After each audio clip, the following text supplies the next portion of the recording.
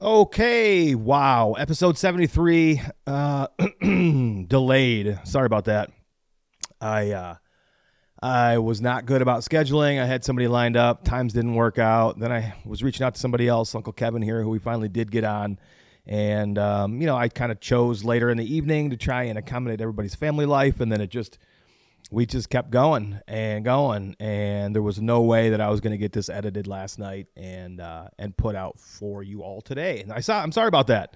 But episode 73 with Kevin Vistisen of the Deer Hunter podcast, DH3 sent stuff. That's a terrible word, but my brain is fried right now. As well as Deer Hunter gear was on last night. Fellow Michigander, new friend, thoughtful podcaster, intelligent fellow beefcake, as a matter of fact. And it was really great to chat with Kevin, get to know his story, the evolution of him as an entertainer and a content creator, as well as a entrepreneur and a family man. And it was just an all-around long and good conversation. So I hope you all enjoy my podcast with Kevin Vistisen coming up next. See ya. So I have not recorded via Zoom in quite a while. And so I had some buttons pushed that I knew I didn't need pushed when people were in here. Mm-hmm. And that was it, thankfully. So we're good. So do you always use this platform when you... I mean, I have, and I just, it's out of habit. Just a creature of habit, man. Yeah, right. If you use it for work or anything else, this is nice and easy. We've been using that Riverside application. Yeah. Yeah, that's been smooth sailing, really nice. It's got a lot of... Yeah, it sounds good when you guys are recording. Yeah, it's actually got a AI audio.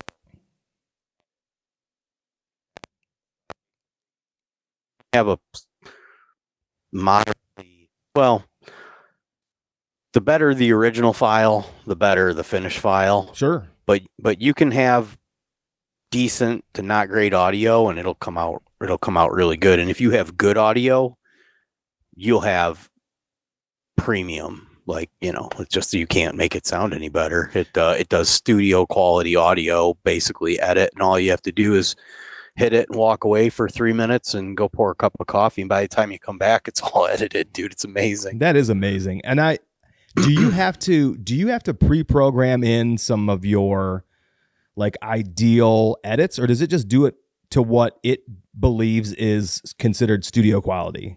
Well, when I say edit, all it's doing is manipulating the audio. It's not actually editing anything. You can set it up to do that. Okay. You can have it go right through and clip ums and ahs, and you can put keywords. Move all the fuck. Yeah. And so, yeah, you can prompt. I haven't had any of that. A little clip. You can hear it.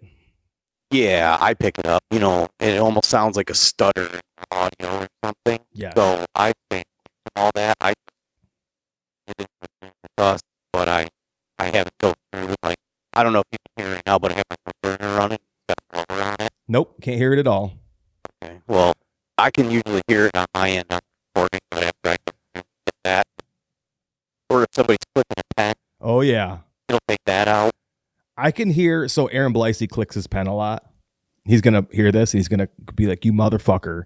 But I can hear his pen clicking when he clicks his pen on the podcast. I do a setting where if we have a bunch of super long pauses for whatever reason, I'll shorten them just a little bit, and it's clipping a certain level of audio. And like you said, if I'm too aggressive with it, you will hear that somebody has manipulated the audio, and then that drives me nuts.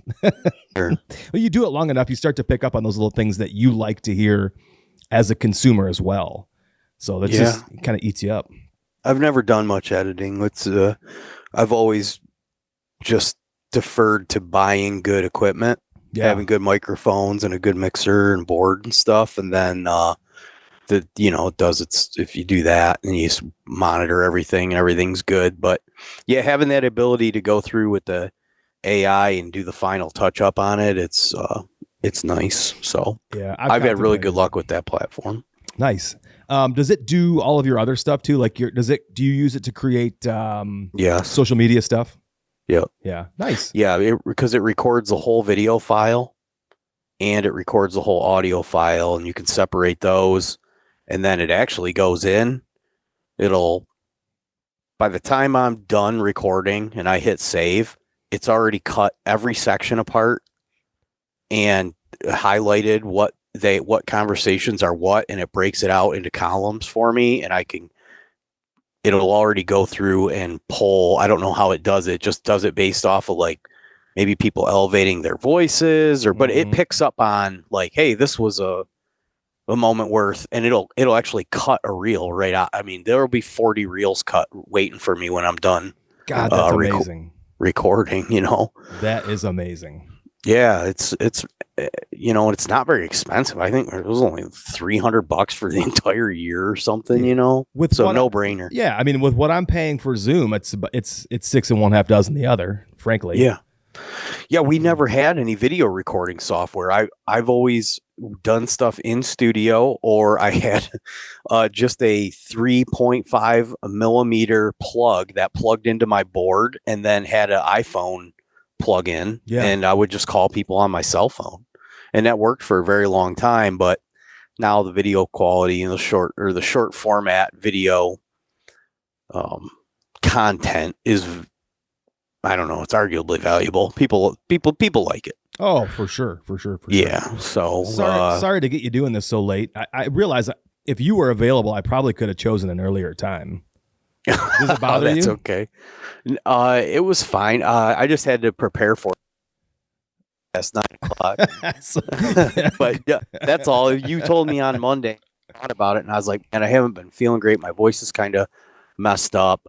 I should rest just for a couple more days. But honestly, the last 2 nights I've been getting in bed at pretty much 9 o'clock. I just know you're a businessman and you got stuff to do and you got a family and it's starting to get nice out. I mean, it's maybe not perfect today, but I didn't want to infringe upon family time. I know it's valuable. No, it's all good, man. Cool. Like I kind of have my time managed in some capacity, whereas like if I need to do something, pretty much, but I'm on the road during the day. I'm at job sites, so that doesn't really work for me, but I'm usually out of work by 4 o'clock. I do typically lift in the afternoons, but that's only like 3 days a week. So a lot of times I'm available by, if I'm close to home, it's like by 4:30 in the afternoon. And sometimes it's like, I'd rather knock it out when I'm just come home from the gym and I'm wound up and I'm all energetic. And because typically by now, I'm pretty wound down, you know what I mean? But I was organically excited to do this today. Like I was looking forward to it. And I was even going to text you like, man, we're going to record a legendary conversation here tonight. So, I guess what I'm getting at is I'm not tired right now. I was excited to do this. Yeah, man, for sure. Me too. Man. I know we've talked about it for a while. It's been a long time coming. Which coincidentally is the name of my original homemade porn. You can find that on Twitch. But KEVIN Vistisen, thank you for joining me tonight. Yeah, for sure. Actually, my middle name's Eric, and my initials are K.E.V. I was so close. So close. My That's initials awesome. are Yeah, I don't know if they put forethought into that or if it just worked out that way. But is Eric a family name? Eric was my grandfather, my dad's father. Nice. Yep. I don't think I have a great story for my middle name. It's Bret Michael Postal. There is nobody that I know in my family named Michael, so I don't know where the fuck that comes from.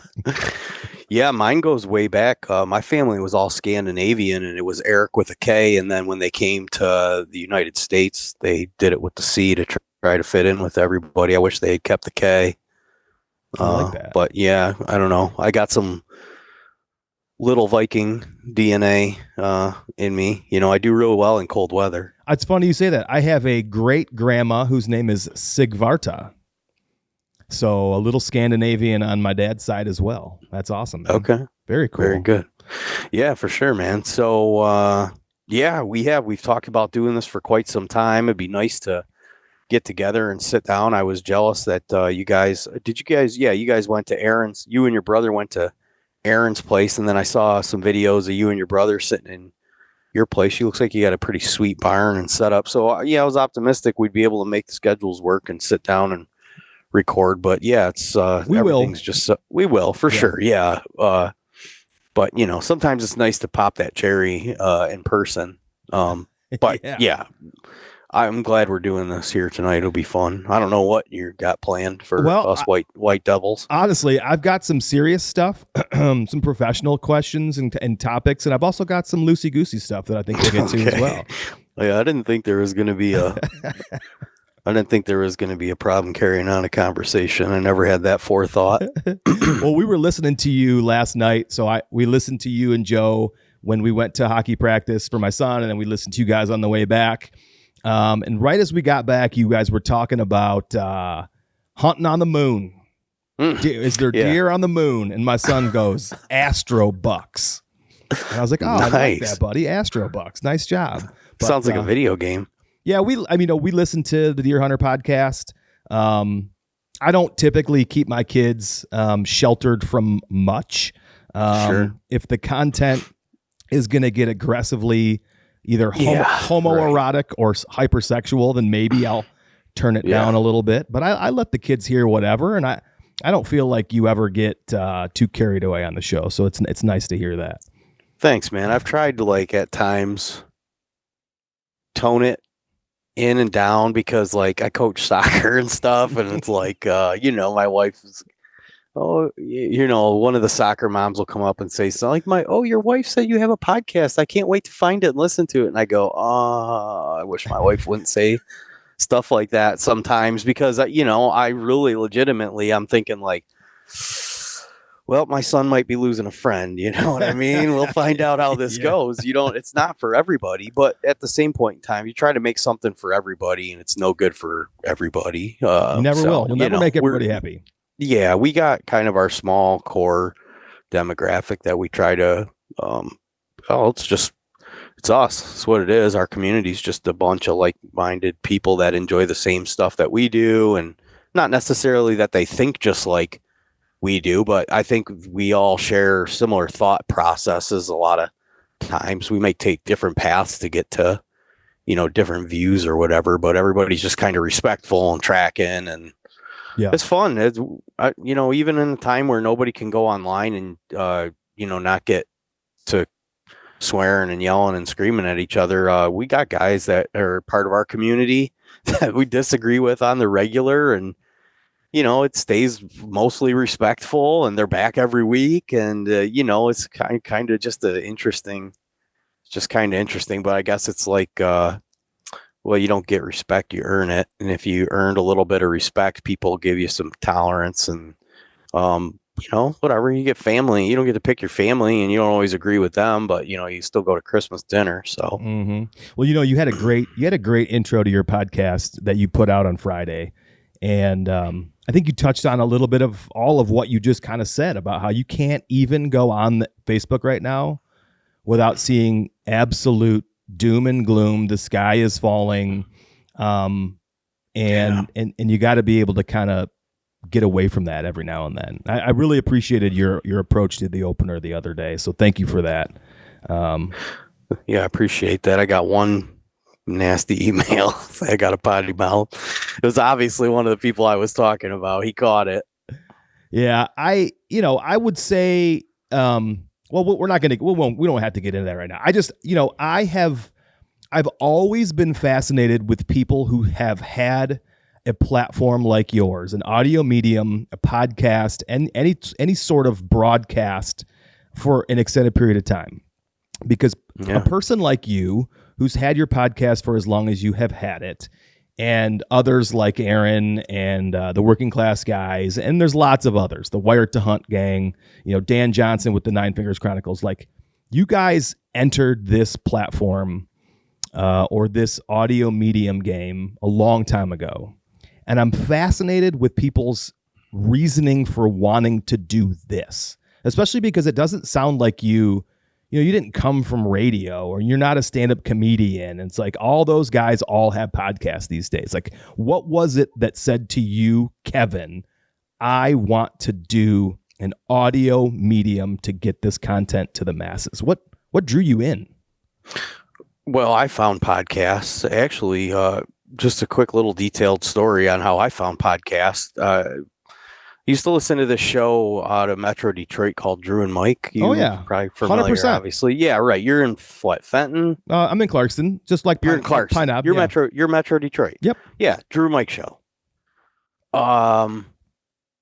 They had Joe Rogan on for an interview because UFC was coming to Detroit. And they were questioning him about his podcast. And I had never heard Joe Rogan. I had never heard of I maybe had heard of a podcast in passing, but I certainly had never listened to a podcast. And I certainly had never heard Joe Rogan talk, except for maybe, whatever, Fair Factor or whatever. Yeah. So they were kind of goofing on him a little bit. This was like in the early days of podcasts, and they had a big radio show. And they were kind of maybe challenging some of his ideas, and he kind of put him to bed real quickly and saying, like, you're limited to your local audience. I can talk to the entire world. And this is the future of radio. And I was listening to all that, and I was like, man, this is really interesting. So no shit. The first podcast that I ever listened to was Joe Rogan. He had just got back from a hunting trip with Steven Ranella and Brian Callen. They were in Alaska. And they literally had just gotten back, and they were talking about this hunting trip that they were just on. Steve Ranella, Brian Callen, and Joe Rogan. And I'm working, I got headphones on, and during the day I would listen to music or, and I still had cord on my headphone. You know what I mean? I had like an iPod or whatever, my phone in my pocket, the cord strung down through my shirt and into my pocket. Didn't have any Bluetooth or nothing. This was a decade ago. And I was just captured like instantly. I was like, this is the best content that I've ever, I enjoyed it so much. And obviously I started listening to podcasts after that.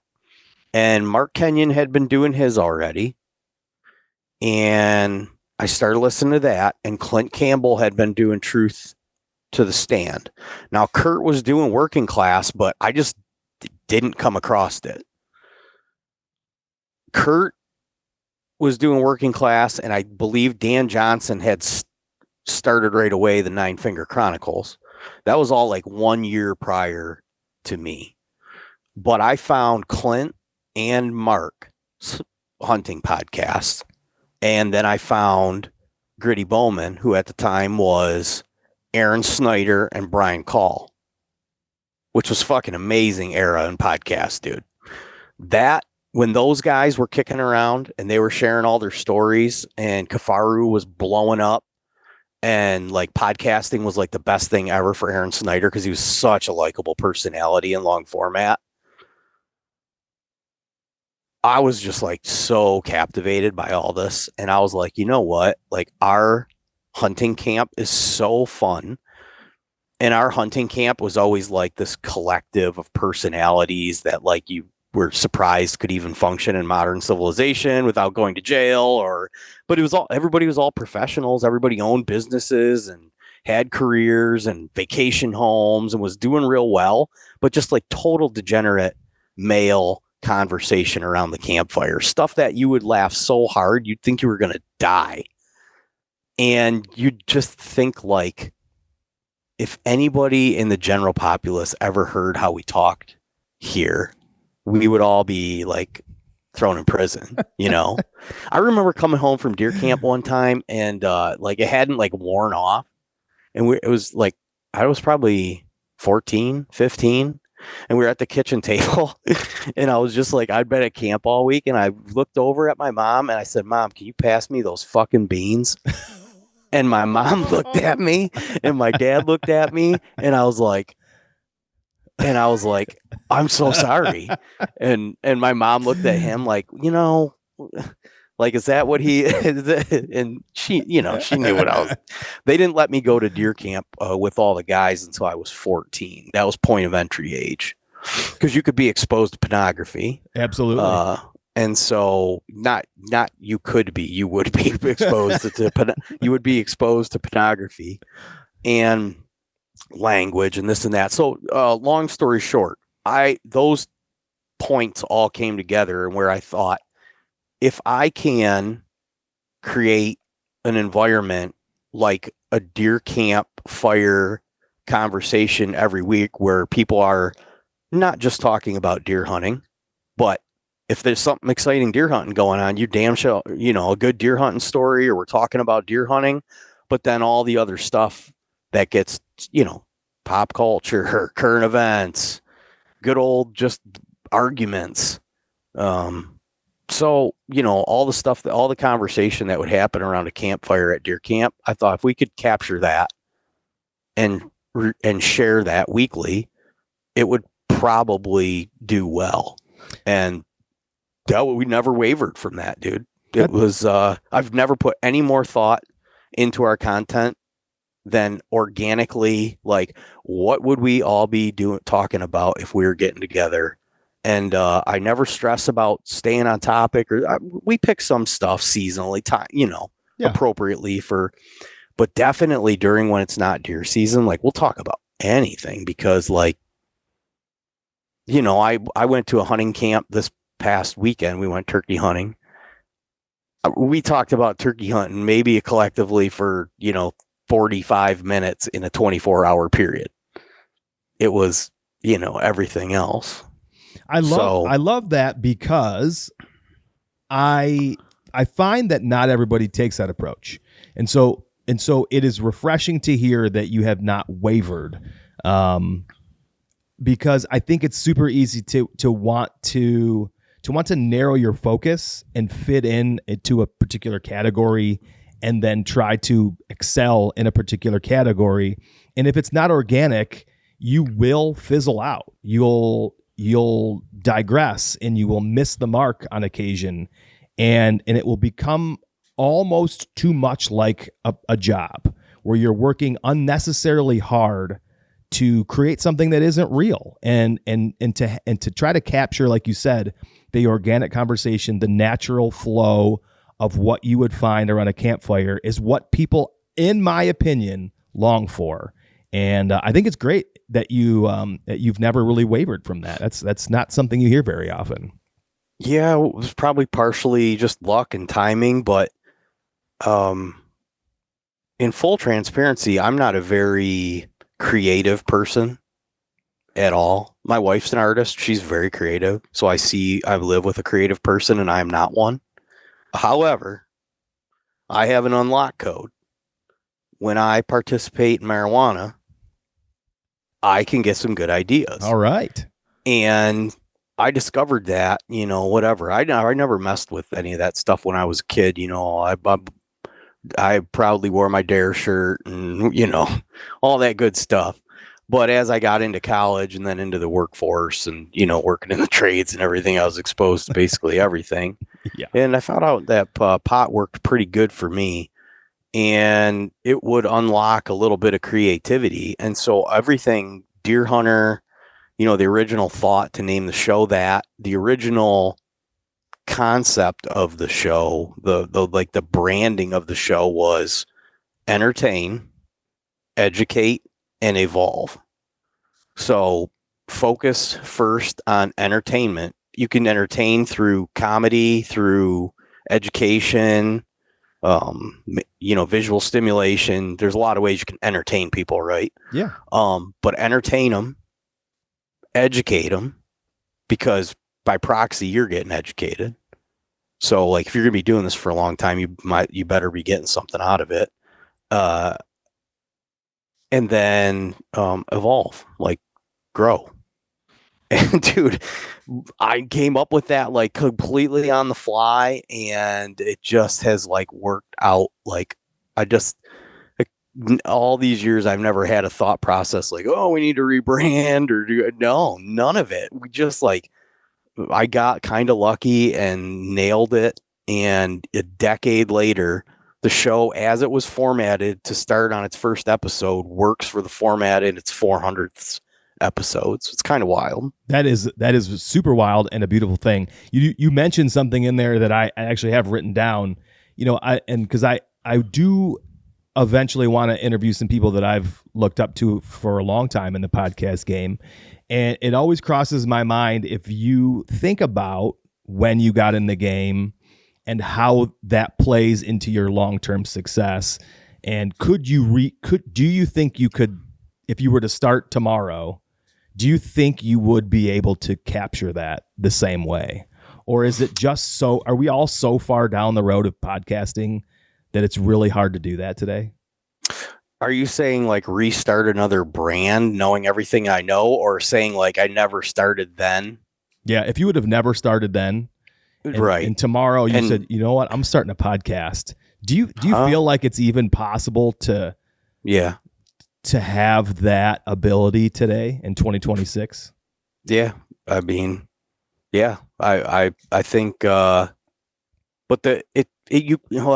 yes and no. You can't be sitting around a boardroom going, well, we need a podcast because we need more SEO and we need more organic content. We need to drive sales. That shit's not going to work. It might, but it's got to come out of necessity that there's something that we need to get out to. I would have to have enough drive and passion to think that I had an idea or something that people would. Is that making sense? Yeah, 100%. Like if I thought that, I don't know that's any harder to start a podcast now. What? Because there's a lot of them. I mean, McDonald's sold a lot of cheeseburgers. They're going to sell more tomorrow. Love it. Yeah. Like we were just talking about all the recording equipment and everything. I mean, it might be the easiest time ever. It is the absolute easiest time. And here's another part of that. Podcasting, while I would incentivize anyone that ever had 1% of thought to think that they wanted to do it, to try it and try it hard and pursue it and see if you can make it work. With that said, I'm not getting into the NBA. Some people have skill sets that are good for some things and some people don't.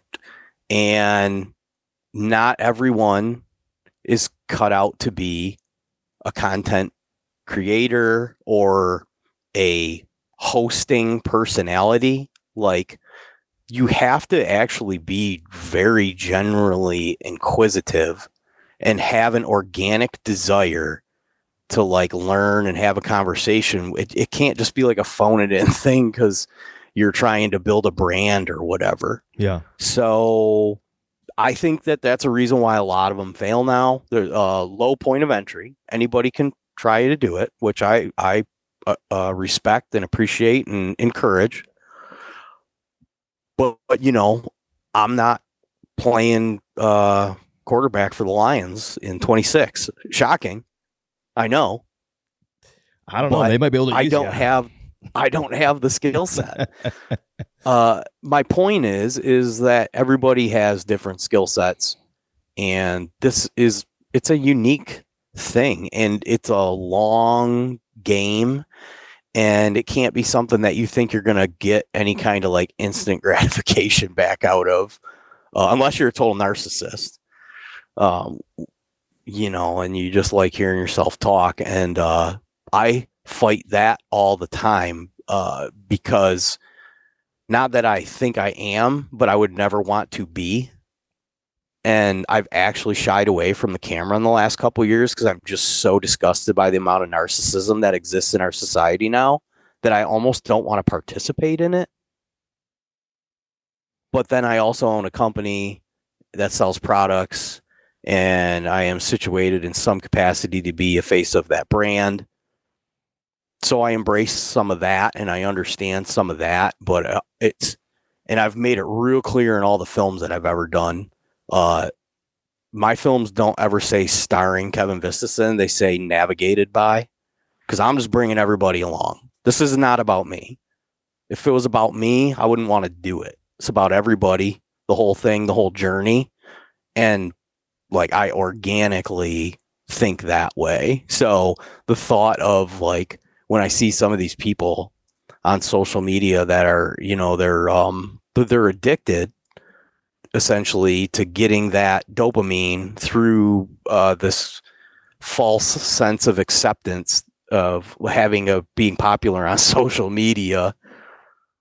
And I just don't think it's super healthy. So the last couple of years, I've kind of been in a weird place where it's like, I don't want to have my face in clips and be all over this. Like, so I've wrestled with that.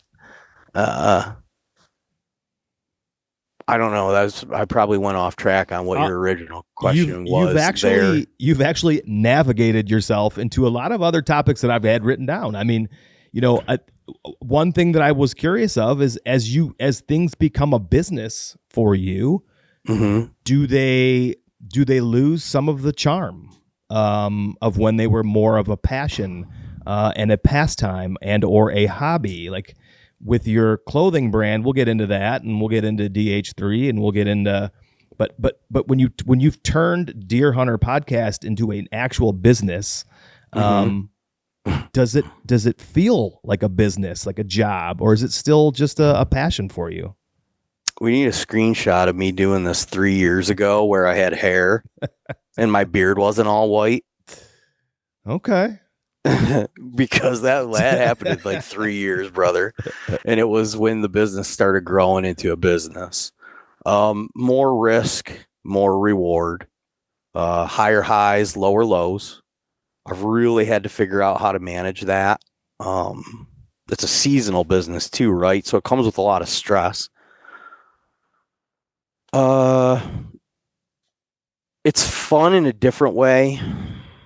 It's not all fun and games. That's for sure. Mm-hmm. It's not all fun and games. At some point, it's life and death for me. Like, I am in my, mid 40s. Like I have a decade invested into this. There's no going back, brother. There's no plan B. We burnt the ships. So while I do have a full-time job that I have a good job. And if I wanted to double down in that pursuit and make that my life's work, I could do that. But I knew a long time ago that wasn't going to be the case for me. People say, oh, you have a side job or a side gig. Nope. I just work 2 full-time jobs. We run a small business and I work for my employer would appreciate me working a few more hours. But I got young kids. Yeah. There's a lot going on, man. And I don't live in proximity to family, so I don't have a lot of like emergency point. Like, we get all these snowstorms and this wild weather. We had this big flood up here a few weeks ago, and my wife was traveling for work and they closed the school. And I'm like, the school's closed. Like the town's flooded. Like, come on, man, for real. So, I got to push a whole day's worth of work to the next day. And so, I could add a lot of stress. But I've done that for a few years now. And I've really, okay. It has taken, I've made it clear it's taken some of it's not a carefree fun thing that I'm doing anymore. This is a business. This is part of my life. But it sounds like you love that. Yeah, I'm kind of a glutton for punishment. Like I like a little bit of abuse. That's just how I operate. Like I can't really be like I got everything done a month ahead of time now. What do I do? No, man. I'm going to take that shit right down to the wire because I'm going to get a bunch of other stuff done at the same time. And I function the best when I have some pressure on me. So becoming an entrepreneur was really my only path. It's the only thing that is like puts enough pressure on me to, keep me constantly churning and constantly going. And also it's one of the only things where directly the more effort that I put in, the more comes, out. And so in the last couple of years, we've brought a lot of guys on, partners on. The clothing, Byron Horton is a partner of mine in the clothing venture. And then I have a handful of guys that are work with us for video creation. And then I have a couple part-time employees that work here in the shop doing all the packaging for the scent product line. And it's I could not live now without like having that like core group of people. That's like as much my family as my family is now. It's like I talk to Byron 3-4 times a day, every day. I might not talk to my mom and dad for a few days. Guilty as charged. Maybe a few more than that'll even go by. You know what I mean? 100%. So, and like, it's really fun and cool to have built something that other people are now benefiting from. Like the couple people that work for me, like I pay them very well. Like they can't go. They are excited to be here. Let's put it that way. Because the way things are set up, I mean, they come in and they just kill it. But I structured everything off of like, it's not like an hourly rate. It's more of like, get these tasks done and they pay X, Mm-hmm. And they just come in as just like self-motivated people that just come in and crush it. And they keep me moving too. That's an interesting thing too. Now that once the thing is turning, Daddy's hungry. Daddy like, be hungry. Yeah, this Hell thing yeah. doesn't. You don't just like, hey, I'm just gonna set this down for a couple minutes. No, it's like it needs constant attention because other people got other things going on too. It's like, hey, did you get that for me? It's like, and I miss a lot too, like I am still working another job and it would be a little bit different story and it might at some point in time, but the evolution of it has been absolutely wild. And it's definitely, I don't know, that's my final resting ground as far as business endeavors go. But in the here and in the now, there's no plan B besides to continue to build our platforms and our brand and our company. And we've doubled our company 3 years in a row now. So if we do that like 1 or 2 more years, it's like undeniably that I'm going to have to like jump ship on my other job. And this is going to be like, I was kind of planning on working my plumbing job till I was 50. Okay. And I'm 43. So I had like a 7-year and then I was going to be out. I was going to be out of the trades when I was 50. I've done it for a while. I'm beat up. My knees are fucked. My shoulders are fucked. My back's fucked. What else could I give them? I want my kids. You've already taken my health. You mentioned being an entrepreneur, and you even used the word becoming, or I became an entrepreneur. Did you have any sort of like entrepreneur spirited adventures as a young man, or were you kind of like school, college, trades, and then like you just had a hankering to start something? Because listen, it's super easy to just look around and be like, someone else can do a scent. I'll just buy the best one I can find. Someone else lots of people create camo. I'll just let someone else, I'll just find the one that I like the most and I'll just buy that. Like, there has to be something in you that like showed a little bit as you were younger. Yeah, the scent thing and the camo thing were both foundationally came out of the same reason. So a bit about my profession. I'm a licensed plumber. Specifically, what I do is service work. So I fix broken stuff. I went to school for HVAC. Well, I went to college. Yeah. Got an associate's.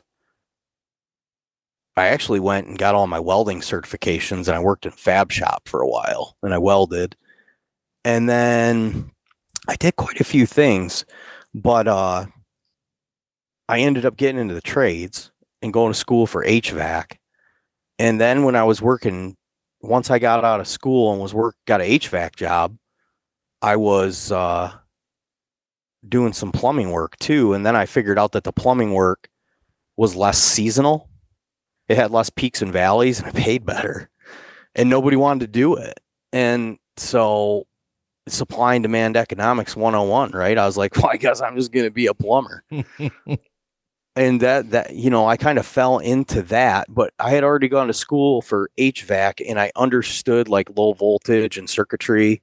So at the same point in time, the plumbing industry was really changing into a lot of controls and, you know, on-demand water heaters that have control boards and circuitry, a lot of these domestic boiler systems. You know, there's some technology that's was really coming on in that space. Mm-hmm. And I could work on that stuff and I could fix that stuff. And so I from like right when I got into the trades, I kind of shot right up as a service tech and I would not say like, I would work with these older guys. They'd get a phone call like, hey, you got to go work on this Navian boiler or whatever. Oh, I don't know nothing about those. Don't send me. I would never say that. I'm like, I'll do it. I guess I'm going to figure out how to work on a Navian boiler today, you know?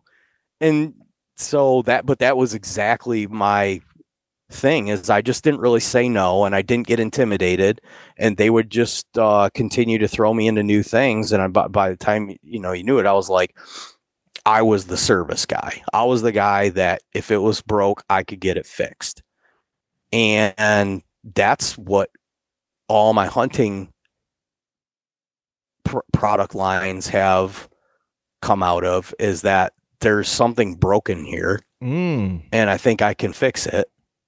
And if I can fix it for myself, then I can fix it for others. I mean, the scent product was 100% that. I got sold on a scent product by an influencer. I'll just say it. Troy Pottinger sold me on buck fever, dude. I'll just say it. Okay. Troy Pottinger he is such a great person to listen to. He's such a great storyteller. He kills huge deer. And he was talking about how he hunts all these scrapes and he uses buck fever. And dude, he got me so geeked up. I went and bought that stuff. I don't want to they make a good product. They do. But they're different than what we are. They make a product that they can sell a whole lot of to big retailers, and that's their business model. And it's a good one. We don't do that. We're small batch. We sell to a dedicated group of guys that want a better product. So I bought that stuff and I was all excited about it. And I trekked way out into the woods and, you know, the forehead gland. And I sprayed like 2 pumps and the sprayer plugged solid. And I was like, I don't have a backup plan. So I guess I'm just going to like splash this stuff all over. It was like I was just disappointed. You were disappointed. I was just going to say disappointed. I was disappointed. I was like, my first experience with the product wasn't great. And so then I went home and I poured the thing out and had like all these chunks of solids in it that plugged the sprayer right up. And I was like, what is this stuff? You know, and why is it in here? So, I always been into chemistry. My dad is a total kind of geek, like, you know, build a ham radio out of just stuff you have around your garage. Like that's hardly an exaggeration. That's amazing. But he always had, you know, microscopes and chemistry sets and all. We played with that stuff. I mean, I loved it. So I'd always been into chemistry. And I also have a buddy that's into chemistry who's notably smarter than I am. And so we just kind of started to back engineer their and other products. And then kind of once we figured out what was a little bit, you know, theoretically going on, it was like, could probably make this a lot better. Like, yeah, it's going to cost you more money, but you're going to end up having a better product. And so that was it. I started, I say messing around, but it wasn't really messing around, dude. I got dead serious real fast. And like, I remember the UPS guy coming to the shop one time and he peeked his head in. And I think he thought I was like making meth. Cooking meth? Hell yeah. Yeah, because we got all these buckets all over and these beakers and stuff steaming. And but we got the first couple batches of the product and started testing it, and immediately deer were just pounding the shit out of these scrapes. And I was just like, I don't know that I've ever, like that, those couple weeks right there from when like we actually bottled up the product and started applying it into the woods. And like, I got those first pictures of like big bucks on scrapes. I was like, holy fuck, dude, we got something here. Like, this is it. And, I never had any aspirations about like making a scent product until that. I mean, that is literally 100% organically how that whole thing kind of went down. And then I repeat the same process like I told you about how I created the podcast with the branding. Just make it simple, make it clean. My buddy that I told you is a real smarty pants. He's like, dude, make it look pharmaceutical. He's It's like, incredible. Get away from all the Billy Bobs and all the yeehaw shit. And I was like, yeah, hot get away pussy. Yeah, right. Yeah, still steaming. Buck semen. I mean, I love and appreciate all Hell that stuff. yes. I really do.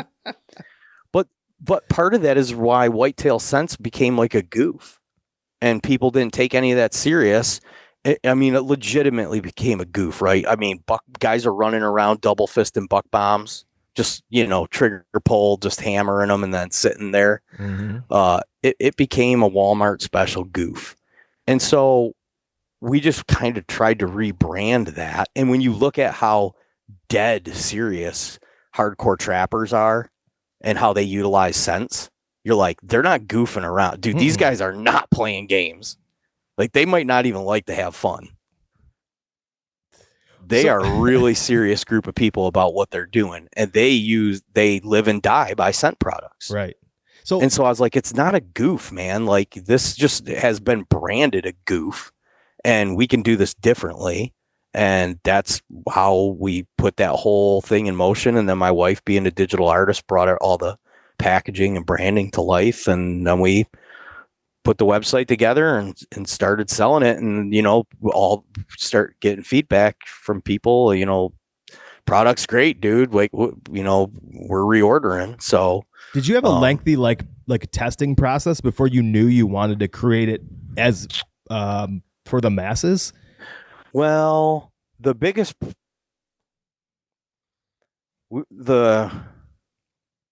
initial mixture is still pretty much the original mixture, but it's also, it's like, I could give you the set of ingredients, but if you've never made a cake, you have no idea. And I give you all the ingredients. How do you think that cake's going to turn out? Soft. Something's going to, yeah, right. So my point is, the ingredients we had figured out pretty much right off the get, but it was the recipe and how to actually do it that was more of a lengthy process. Okay. Of like, okay, we understand that this works. How do we put it into how do we make it at volume? How do we get all the dissolved solids out of it so that it doesn't plug the sprayers up? We still have, 1 out of 100 sprayers fail. Like, there's still dissolved solids, but we do a 2-stage filtering process where it removes all that instead of just pouring it all into the bottles and letting it get sucked right up into the sprayers and having 100% failure rate. Mm-hmm. That was kind of one of the things I left out too. When I was out in the field and that happened to me, I was thinking, there's no way in the world that whoever's making this is using it, because they would be pissed. Like, I'm pissed right now. I got the shit all running down my arm. It's a total mess. So I thought, well, that's kind of how a lot of this stuff goes, right? Like, the people that are actually making it aren't really, there's a lot of hands in the making of it. And I don't know. I just thought we'd be able to potentially do this better. And even if it just ended up being another option for people to use. But I mean, it's become my whole deer hunting method now. So like, I just love it, and it's fun as hell. It's a fun way to hunt. I love it too. I like to support I like to support local Michigan businesses, number one. Number two, I wasn't having great success with off-the-shelf stuff. Occasionally, I would find something that would work fine, but I can't remember who it was. It could have been DJ Riley first that I had first heard talk about it, and I've used it ever since. Your product specifically, from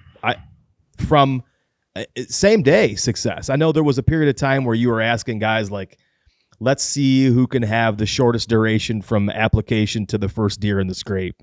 Sure. And I always thought I could win that fucking contest. I never had the fastest time, but I always have same day investigation from fresh opening up a brand new scrape, creating a licking branch, and applying the product. I always have deer investigating it same day. Yeah, and, you probably got a lot of deer around. Yeah, here and out of state, I'll do it. So I do wholeheartedly believe in that product. Yeah, because as a disclaimer, I don't always have deer the same day, but a lot of times I'm in lower deer density areas. But typically, you know, it accelerates the product. That's why I call it the branch catalyst. It just accelerates something that was likely already going to happen. So. Sure. Yeah, if there's a lot of deer around, like you go spray that stuff, dude. If they get within nose shot of it, they're gonna come and investigate it. Wholeheartedly agree. Now, please plug away. Where can people find it? What is the name of it? How can they order it? Like, do you guys have a website? Yeah, deerhuntersynthetics.com. And there's a few different products on there. There's the scrape kits. There's a spring blend and a fall blend, and they're very similar. They're a little different profile, but they have the same active ingredient as far as the gland admixture that's in there. And then we have an active scrape product, which is our urine based compound that also has the gland admixture in there. So our N11 product is a synthetic urine. It's an ammonia based byproduct, which is the same as the urine that comes in the scrape kits. But the urine that's in the scrape kits does not have the gland admixture in it. The active scrape, as I call it, N11, has that gland mixture in it along with another additive. And it's a very unique blend. And I don't recommend, it says right on the bottle, like I don't recommend using it until like October 15th. You know, it says like October 15th to January 15th is the window that product is supposed to be used. The whole basis of that product is you're using the urine without the gland in there, and they're used to that and they're normalized to that. And then you come in there on October 20th and you dump the urine that has the gland admixture in there, they instantly go, something changed. What's going on? And they're already all stemmed up because it's like they're coming into the rut. So they're thinking something's happening, I believe, with a doe where she's getting ready to be bred, or there's another buck in there that's like ready to breed and he's peeing in there now. But from my experience with that product, you know, if you're using the normal synthetic urine and then you come in there right at the onset of the rut and you hit it with the active scrape, it will increase activity quite heavily. And specifically, the first couple test sites had some big bucks. And later in the season, even like in December, I would go into these remote scrapes and dump that stuff on there. And dude, the cameras would, in the next like 1, 2, 3 days, like the following week, would have these couple different, you know, would have a couple different bucks that had come and investigate. I mean, it's still a crapshoot to like be there when they're there. Oh, yeah. You know, 3 days and you got 3 deer that all show up equally for a minute. But it's like they're captivated, they're interested. It's increasing your odds. You know, I don't think I've never heard you, I don't think, explain the N11. Like I understand the scrape kit, and that's what I primarily use. I'm very intrigued by this N11 now.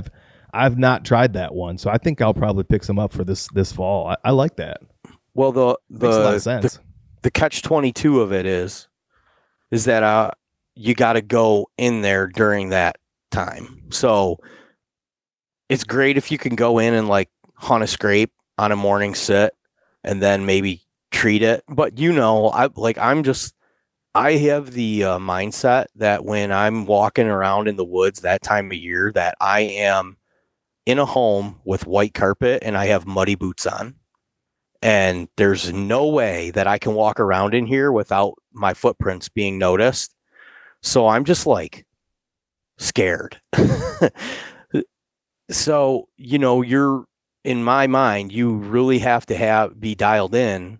And it comes back to the trapping stuff too, right?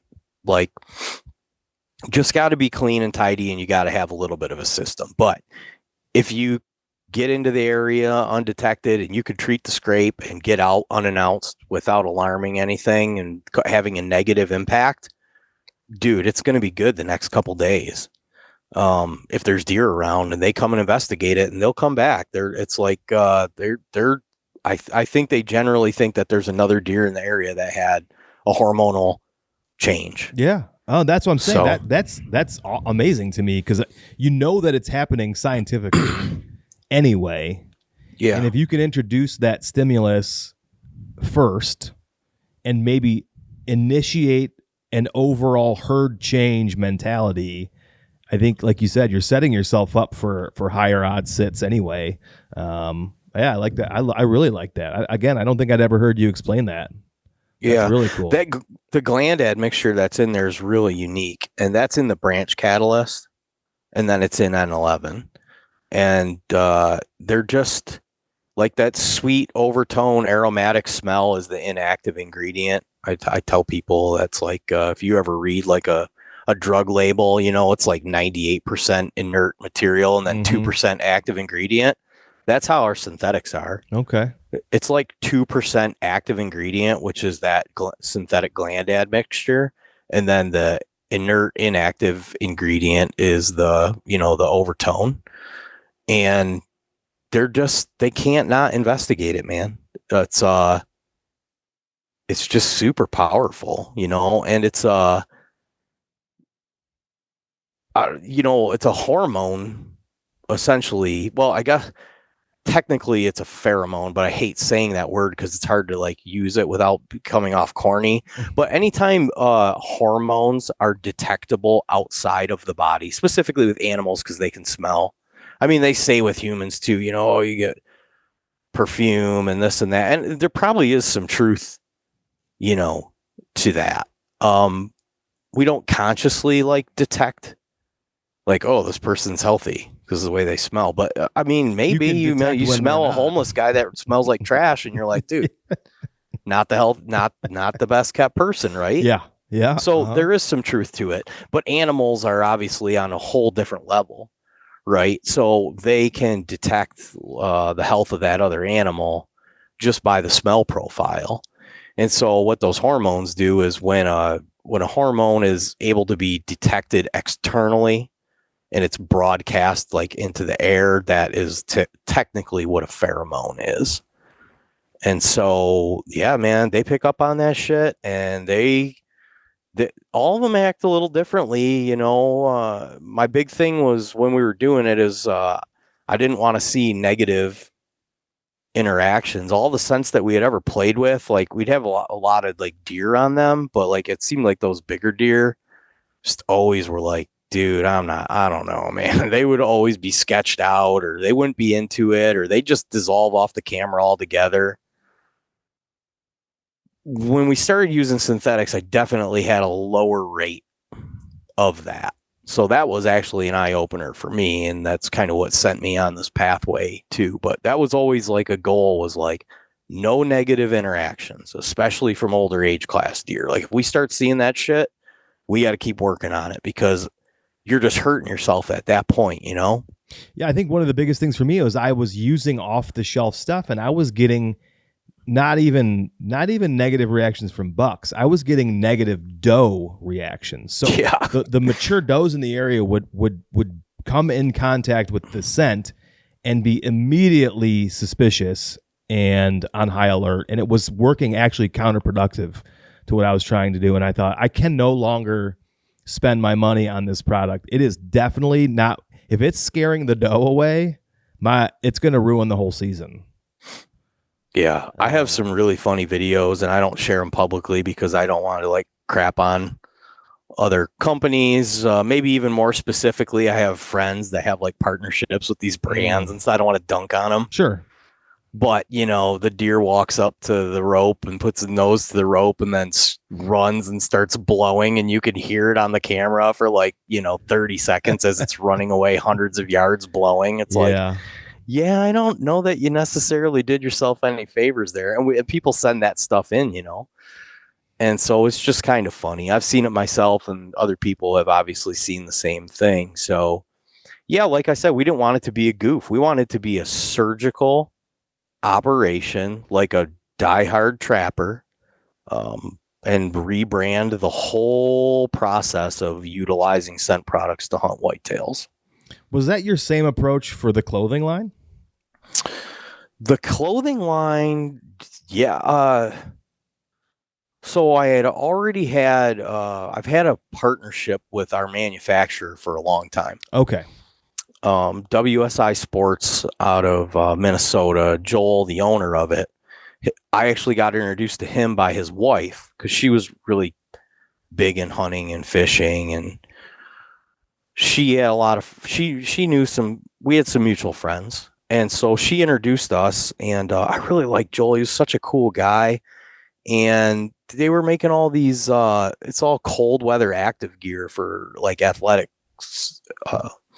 They make like all the base layers for like the NFL playoff runs, college football, Major League Baseball, NHL. They do all this cold weather activewear. So he had all these cold weather activewear concepts, and a lot of his textiles and materials were so good. And he would just send me stuff all the time. Like, try this out. What do you think? Try this out. And a lot of it, I told him, I was like, nah, man, you missed. And at some point, they actually brought me on to kind of just as like an advisor in their outdoor space. Like we had a discussion last year about moving out some of these patterns and moving in some solids, some earth tone solids. And now that stuff's like the highest selling products in the outdoor space in our lines. And so I built a good partnership and relationship with him for years before. And the turning point for me was I was hunting like 4 years ago, and it was a beautiful evening, but it was like, maybe it was like 30 and just crisp and calm. And it was one of those nights where you could hear for 200 yards if a squirrel was jumping, you know what I mean? It's just dead quiet, crispy leaves. And so I knew that night that I was going in, I was going to be right on top of deer. And I knew that they were going to come they're going to come through right at dark. It was going to be dead calm, and they're going to be right on top of me. And I had to be dead silent. So there was some gear right away that I looked at, and I'm like, this isn't going to work tonight. This isn't going to work tonight. By the time I ended up getting out into that tree, I was sitting there. I was just kind of taking everything in. I started counting. I had 13 different brands on. 13? Yeah, I had from like gloves to hat to socks to base layer bottom to base layer top to pants to jacket, neck gaiter. Yeah, I had 13 different brands on. And I went, this is insane. But that's what I had to do that night to feel that I was the most dialed in for the situation that I was going into.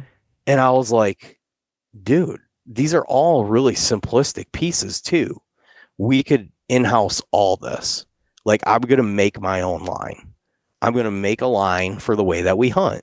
Look at the evolution in the last 5 years, 10 years, from tree stands to now ultralight mobile hunting gear, right? Look at a ladder stand 9 years ago, a big dog ladder stand, and now look at a carbon speed series stick from Latitude and tell me that the evolution hasn't been, it's like 100 years worth of evolution has happened in the last 10 It years. is unbelievable. Yeah. And dude, I would say even 3 years. For sure. Yeah. Yes, it's accelerated. It hasn't slowed down. My point to that was that the gear that Midwest whitetail deer hunters were utilizing was the same stuff that we were using when we were climbing big dog tree stands. And so I was like, light bulb moment. I was like, no one's grabbed this yet. No one has made the specific clothing set for now that the way that a lot of these guys are hunting, including myself. Right. Mm-hmm. And so that just put that whole thing in motion. And I already had a vendor that was making athletic cold weather performance gear out of high quality textiles. And I proposed to him, this is, what's this going to take? And he's like, normally I might not do it, but he's like, he's like, of course, we'll try it. And so it's been good. We got it up and running, and it's that thing is a monster because we've never taken any investment. We've paid cash to run the whole thing, and like really legitimately to like blow that thing up right now, I need like a sizable investment. It would be, I'm not going to do it because one of my foundations, one of my fundamental concepts about business is just like pay cash in advance, don't get buried in debt, don't get heavy, because that's when problems start, because then you got a monster to feed, and then you're doing it out of like, hey, we got to pay bills, not like because we're doing something awesome here.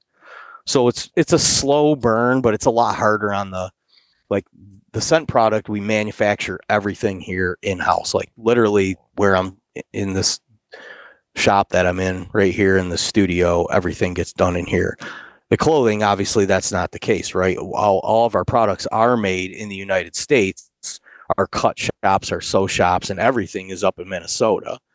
And so, they're not making one or two things at a time. We got to buy thousands of dollars of product and weigh out like, hey, we're going to be sitting on this for X amount of months.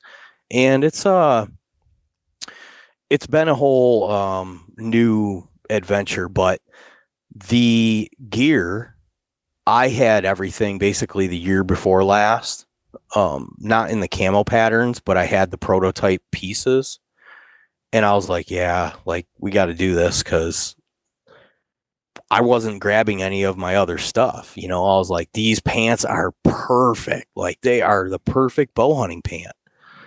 And like we designed them to be that way. It didn't happen by accident. I was like, man, I want more material in the knees so that when I sit down in my tree stand, it doesn't pull tight on my knees, and it's the first thing that gets cold, Like I want to have a little bit of extra material in the knees. And so he's like, oh, well, we could stitch it this way and that way. And then he showed me, and it's almost like has like a little bit of a 22-degree angle to the knee, it's not like a straight pant.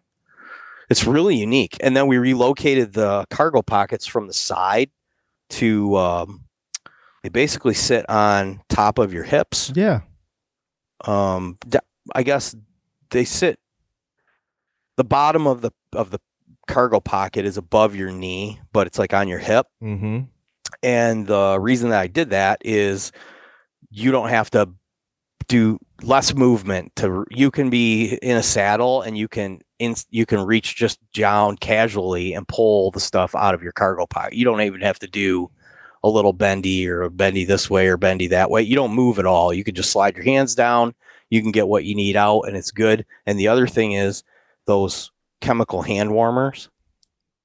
If you put one in each one of those pockets, it sits right on the top of your on your thigh, mm-hmm. where a lot of blood flows through, and it keeps it's just ridiculous how much of a warming factor it is. So in the saddle, like I'll throw one of those hot hands in each one of those pockets, and they're just right there on your legs, dude. And it's like this nice little, it almost feels like this little beam of sun is coming through the woods and like hitting you right there on your thighs. And it's like you get these warm spots, and it just like, it's almost a morale boost, to be honest with you, man. Oh my God. Yeah. Though that sun, when it first hits my frozen toes after, after it gets up through the trees in the late season. Oh, it's heaven. Yeah. Oh, yeah. Yeah, exactly. So, that's how the clothing thing all came to be. I was using a bunch of Western gear, but it was too noisy because they're in the mountains and they're not, you know, in their final approach and on a stalk, obviously they have to do, but typically, you know, they can have louder textiles and louder materials. And whereas with the whitetail stuff, it's like, man, that's never worked for me. I got to be like just dead quiet, right? So like micro fleece, that's all what our pants and our hoodie, our soft shell stuff is, this micro fleece. And it's, well, yeah, I think you have a hoodie, right? I do have a hoodie. Yeah. It's like, it's so quiet. It's like God. a buttery, you can't make it make noise no matter what you do. So, I have aspirations to add insulated pieces to the line and end up having an entire layering system, but it's a slow roll right now. So, you know, we basically have a whole stage 1 kit. Essentially, we'll have the pants will be in stock hopefully by July. You know, the pants, the hoodie, the quarter zip. I have the base layer top and bottoms ready to be put in production. I probably will do that so that those are also available in July, because they're phenomenal. I don't know if you have a pair of our underwear, but if you don't, I'll send you some. I don't. Do you have a muff too, or is it a gator? Do you have a muff or a gator or something? Yeah. We have a gator. We have a muff, and then we also have a set of gloves. Oh. And the gloves are premium. Yeah, nice. The gloves are premium. They're like a technical jersey glove. So they're also made out of like a super high thread count micro fleece. But they're thin,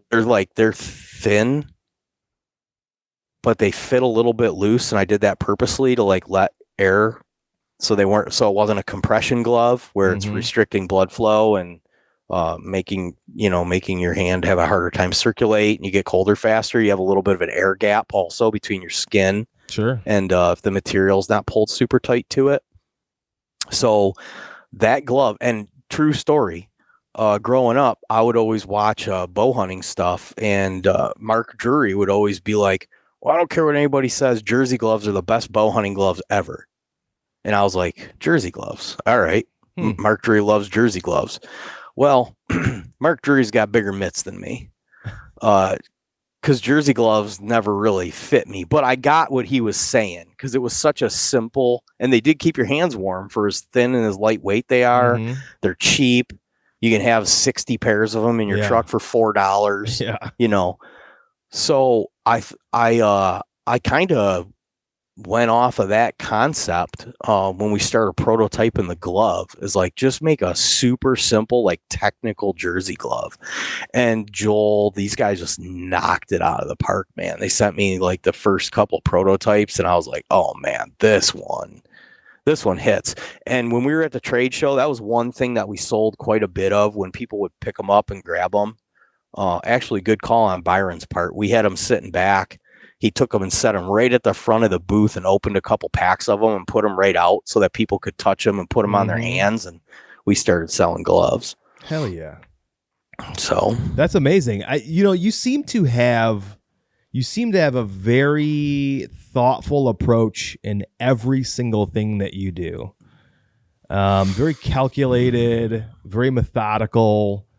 Do you feel like you think methodically about deer year round?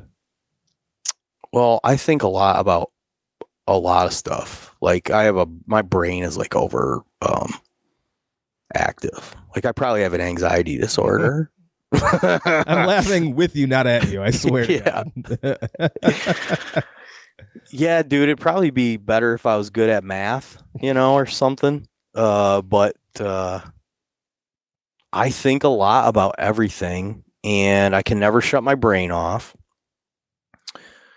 And for deer, for a few years when I was starting to do this, and I kind of had like FOMO of like everybody's killing big bucks, I got to kill big bucks. Like that's gonna blow our brand up. I got to figure out how to be what's his name? What's the real handsome guy's name? Andy May. Yeah, see, Damn it! that's all I had to Did say. I just give myself up right there? Dude, what are you gonna do? No. What are you gonna do? You're powerless. Sorry, Andy, but you're welcome as well. Yeah, handsome. You don't listen to this. Kills all the. Yeah, you know, I was like, how are you gonna compete with a guy like that? So I was like, really, really trying to figure out how to be the best deer hunter or be a guy like that people would look up to and respect, you know. And maybe there's a point where I did start killing bigger deer, so I stopped worrying so much about that. But there was also a point where I realized where I never saw any of the hunting influencers ever hunting any of the properties that I hunted. Like, I remember when I told Tony Peterson where I was making my film, and he goes, "Not exactly a game-rich environment." And I like never had even looked at it or thought about that. I'm just like, dude, I don't know. This is just what I do. That's you know where what you I hunt. mean? Yeah. So then at some point I figured out, well, you know what? Like, maybe some of these spots where I am, I got harder conditions, and I can either go somewhere where it'll be easier, or I can fully embrace this shit. And I fully embraced that shit at that point. I was like, dude, I don't care if I don't kill as big of animals. What I do care is that I'm doing a thing in a place where people struggle to do a thing. And as long as I'm doing that, then I know that I'm tracking, because I can copy and paste that. Specifically, dude, the spot where we grew up deer hunting, where our deer camp was, I call it the proving grounds, because it will humble the best hunters. There's no deer. So good luck.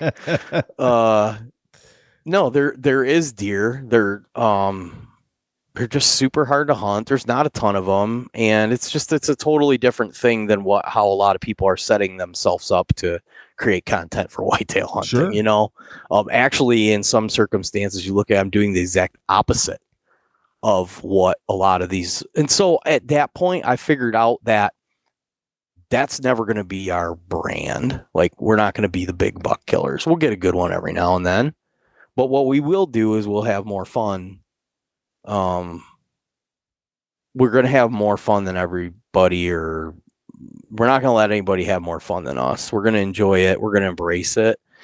And so the combination of that happening, and then also, you know, like I said, I'm in my mid 40s now. Like, I don't really get FOMO. I don't feel like I have to contend or compete with anything. I don't mean this in like a disrespectful way, but there's very few people out there that like actually truly value like how they like. It doesn't affect me, aside from like really my wife and kids and the people that rely on me and my close peers, like what you think of me. If my kids and my wife think that I'm awesome, then I'm probably doing my job. If some guy, you know, out in Iowa thinks I'm a shithead because I don't embrace, you know, or my whole brand's not built off of shooting 4 or 5 year old deer, I am not losing sleep over that. So in the last couple years, I've probably toned back a little bit about worrying that I did zero. Did I do? No, that would be a lie. I didn't do zero spring scouting. Last week I was on Michigan Out of Doors. I have officially spring scouted one day, and it was with Jordan Brown to go out and shoot Michigan Out of Doors. I didn't feel any pressure to be in the woods. I was locked in last year. I took all November off. I learned more, not all November. I took 3 weeks off. I hunted 3 weeks straight. 22. God damn it, I have it written down. I have more hours in the Method 3 saddle than Alex Chop said than anybody else. I heard that. That was impressive. Yeah. And coming from him, I believe it. I showed him the thing and he goes, yeah, I don't think anybody's spent that much time in one of those. Actually, I know it. He said, there's no way. That's impressive. Because I think I hunted 22 straight days or something. And so I guess my point is coming out of last fall, I kind of felt good and ahead.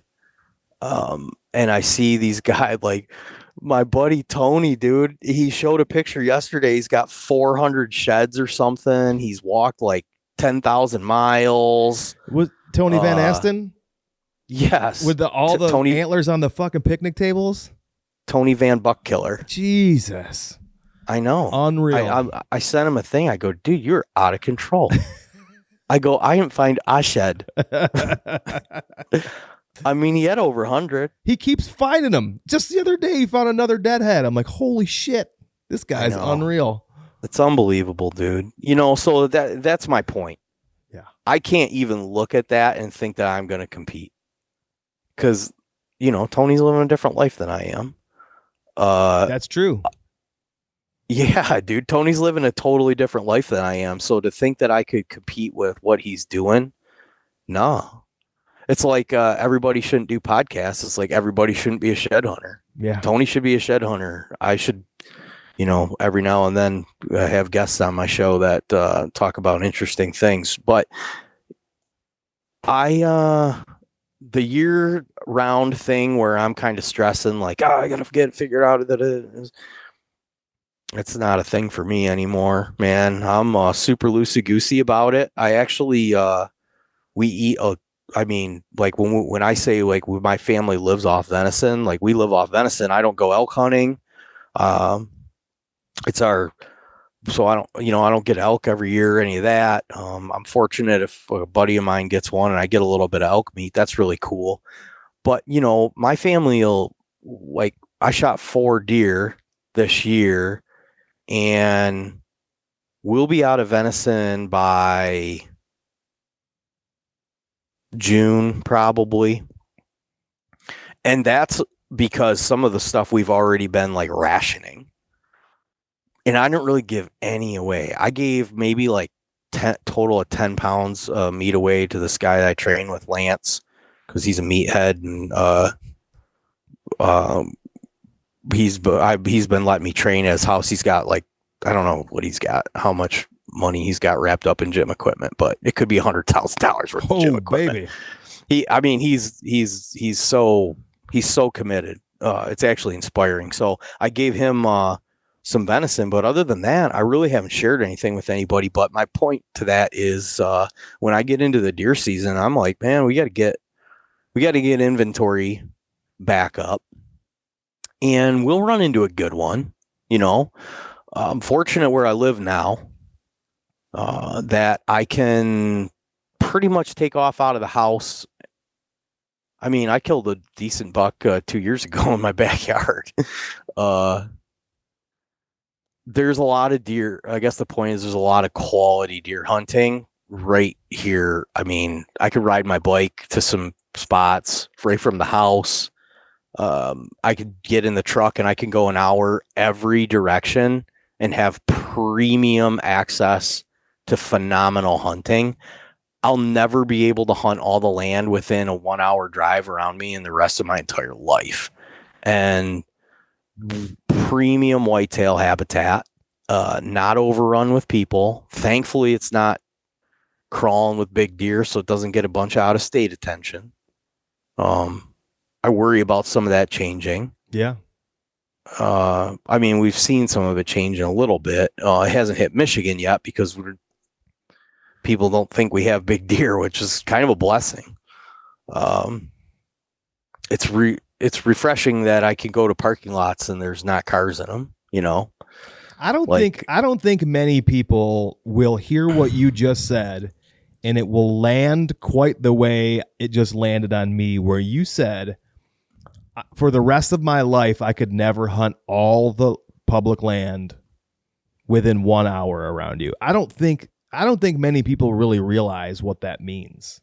That's incredible. Yeah, and that is a minor portion. What did Joe say the other night? Was it 14 million acres? Yeah, I don't know if that's accurate. I get some conflicting numbers. Yeah, dude, it's I don't know what the exact number is. He did say 14 million. I cannot confirm nor deny that. Obviously, a lot of it's in the UP. Yeah. But I do know that Michigan has more public land than any state east of the Mississippi. Yeah. So what it is it's essentially a Midwest state that can be utilized like a Western state. Mm-hmm. And not too many people give a shit. They don't want to take advantage of that opportunity. They'd rather do some traditional Midwest white-tailed deer hunting, build it, and they will come. Mm-hmm. Whereas, like, our approach is like, let's go take the fight to them. And I started using Western gear years ago because we were just moving around so much. And so it all kind of played into all the stuff we just kind of talked about making our own little strategy, theory, approach, and then the gear that kind of is involved with doing it like that. And there is a lot of guys that enjoy it. There's also some guys that they're not interested in it in any capacity. And I just really embrace the fact that we live in a state that offers a true adventure hunting. And for me, I think I can say this in full honesty. If you were going to say I could have like a 50, even a 100-acre farm, well, that's getting there. I don't know. I'd have to think about that. If I had a small piece of property that I'd be guaranteed to kill a big giant deer on every year, but I couldn't go off of it, like that's all I had, I would choose to, like, if you were going to give me an ultimatum, you'd say you can either hunt all this wilderness stuff or you can have this small chunk of private that you can do your thing on, and it's going to have 150-inch deer on it every year. I would be so bored with that so fast. I am. I'm that guy. Yeah, it wouldn't fit my personality from all the other stuff that we've talked about, like the ADD and the hey, I just want to go walk around. I've seen these trees 80 times. Like, I want to see new trees. Like, sometimes I just want to go hunt a river bottom. I want to sit a river bottom. I want to see some ducks, maybe a beaver. If there's beavers around, there's bucks around. I have heard that. Yeah, I heard that at some point too, and it's pretty damn accurate. Well, it's because deer like water. Yeah. Listen, I think that just goes to show that you hunt. You're not hunting to kill. You're hunting for the adventure. You're hunting for the experience. You're hunting for the memories. You're hunting for you are looking for an incredible sunrise. You want to see a miraculous beaver. You want something. You want what the hunt gives you as a whole. You don't of course you love to shoot a big buck and you love to provide venison for your family, but you love all of it. Yeah. And that is what is lost on a large portion of the hunting population, in my opinion, today. The oldest of the generation, and I think some of the young generation, they're missing that. Yeah, it's kind of a dirty trick because you think that the destination, like where you're trying to get, which is get that big deer killed, you think that the destination is the reward, but it's actually not. The journey is the reward. The best time to reflect on all that is when you get to the destination. But everything that you did to get there it's like loving the if you love the process, you're not going to get burned out on it. But if you just want the destination, like, oh, I just want the big buck, like, it's going to sell you short on the whole thing. And I feel like I kind of see that, like, with a whole group of people, not happy. And it's not just with deer hunting, it's with everything else. Like, I see a pattern with some of these guys on their social media. I'm not happy. We got it. We knew last week you weren't happy. We didn't expect you to be happy this week. And it's everything, right? And I think that's a lot of it is they're trying to, or maybe not trying to, but just not conscious to, like, dude, if you're not enjoying the process and the journey, it's like being in shape. You do at some point have to switch the mind from thinking like working out sucks, this is awful, I just don't want to be fat, and I want to have a six pack, and whatever it takes to do that, I'll get to it. But if you can figure out how to actually enjoy, like, the lifting and stuff, the good feelings that come from it and all this and that, like, then when you, like, start to get in better shape and you reflect and you look at all that work that you did, that's when you really get a true sense of, like, and it was like when I killed that big deer last year, I screwed up. Joe saved my ass last year on that deer hunt because he wasn't totally, my brain was smoked, dude. Like, overload stimulus from a couple days of intense hunting. And the day before, I had a really nice buck come in. I have the footage. I'll show it at some point. I go into the spot in the morning, and right as it gets, like, bright and good, I hear something. I turn, I look over, and here's this big buck just steps right out, dude. And he walks, I turn my camera on, I put him right in frame. He walks right out in front, and he just stops, and he starts, like, doing this and, like, kind of, he has no clue I'm there. I draw the bow, I settle the pin on him. He's like 15 yards, and I hit the trigger, and I didn't know exactly what happened. This is the first time in a few years that I was bouncing from bow to bow, and I had some expandable broadheads on. And I've been a diehard fixed blade guy for the last couple of years. Point of the story is, it didn't sound great, and I saw the arrow sticking out of him as he was running away, and I'm like, that's not great. And I thought I hit the deer in the shoulder, and that the broadhead didn't go through. And what happened is it backstrapped him, and it was sticking out both sides. And I'm down. I didn't know exactly what happened. I got down, I'm looking for this thing. There's no blood. There's no nothing. I'm going, what in the fuck is going on, dude? Like, and as I said that, I, like, moved my bow, and I felt like a vibration or something. And I was like, what was that? And my sight housing, the Allen screws had come loose, and the scope, my pin, the pin housing was just Jim dangling there. And I'm like, dude, you gotta be kidding me, for real. So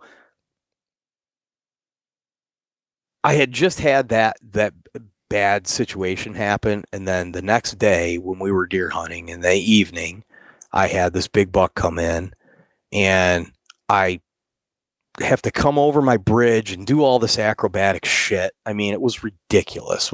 I have this all on film too. And people will get to see this because we actually made a film, and it's all this stuff is in this film that we're going to be sharing here soon. Some people have already seen it, but I wasn't sure where I hit him. It sounded good. It was getting to be low light. It sounded really good, like 10 out of 10. The audio is amazing. It's like one of the loudest diaphragm pops ever on camera. Dude, it's so lovely. but I didn't see it. And he turned on a really weird, like he was walking parallel to me, like as I'm sitting here looking at you, he came from behind me, like walking like on a line, 25 yards out, but just walking. And then he was just about to walk into this thick brush. He stopped. And that's when I was getting ready to shoot him. He turned almost 90 degrees and started walking like in front of me. And I took it into account, but it happened really fast. And I was like, man, if he takes one more step, he's in this thick cover, it's over. So I had to shoot him right there. He was almost out of camera frame. He was just barely still in camera frame. I get down and look at the arrow, and there's like not much blood. And there's like no blood at the impact. And I could see where he turned up the leaves, like running. Mm-hmm.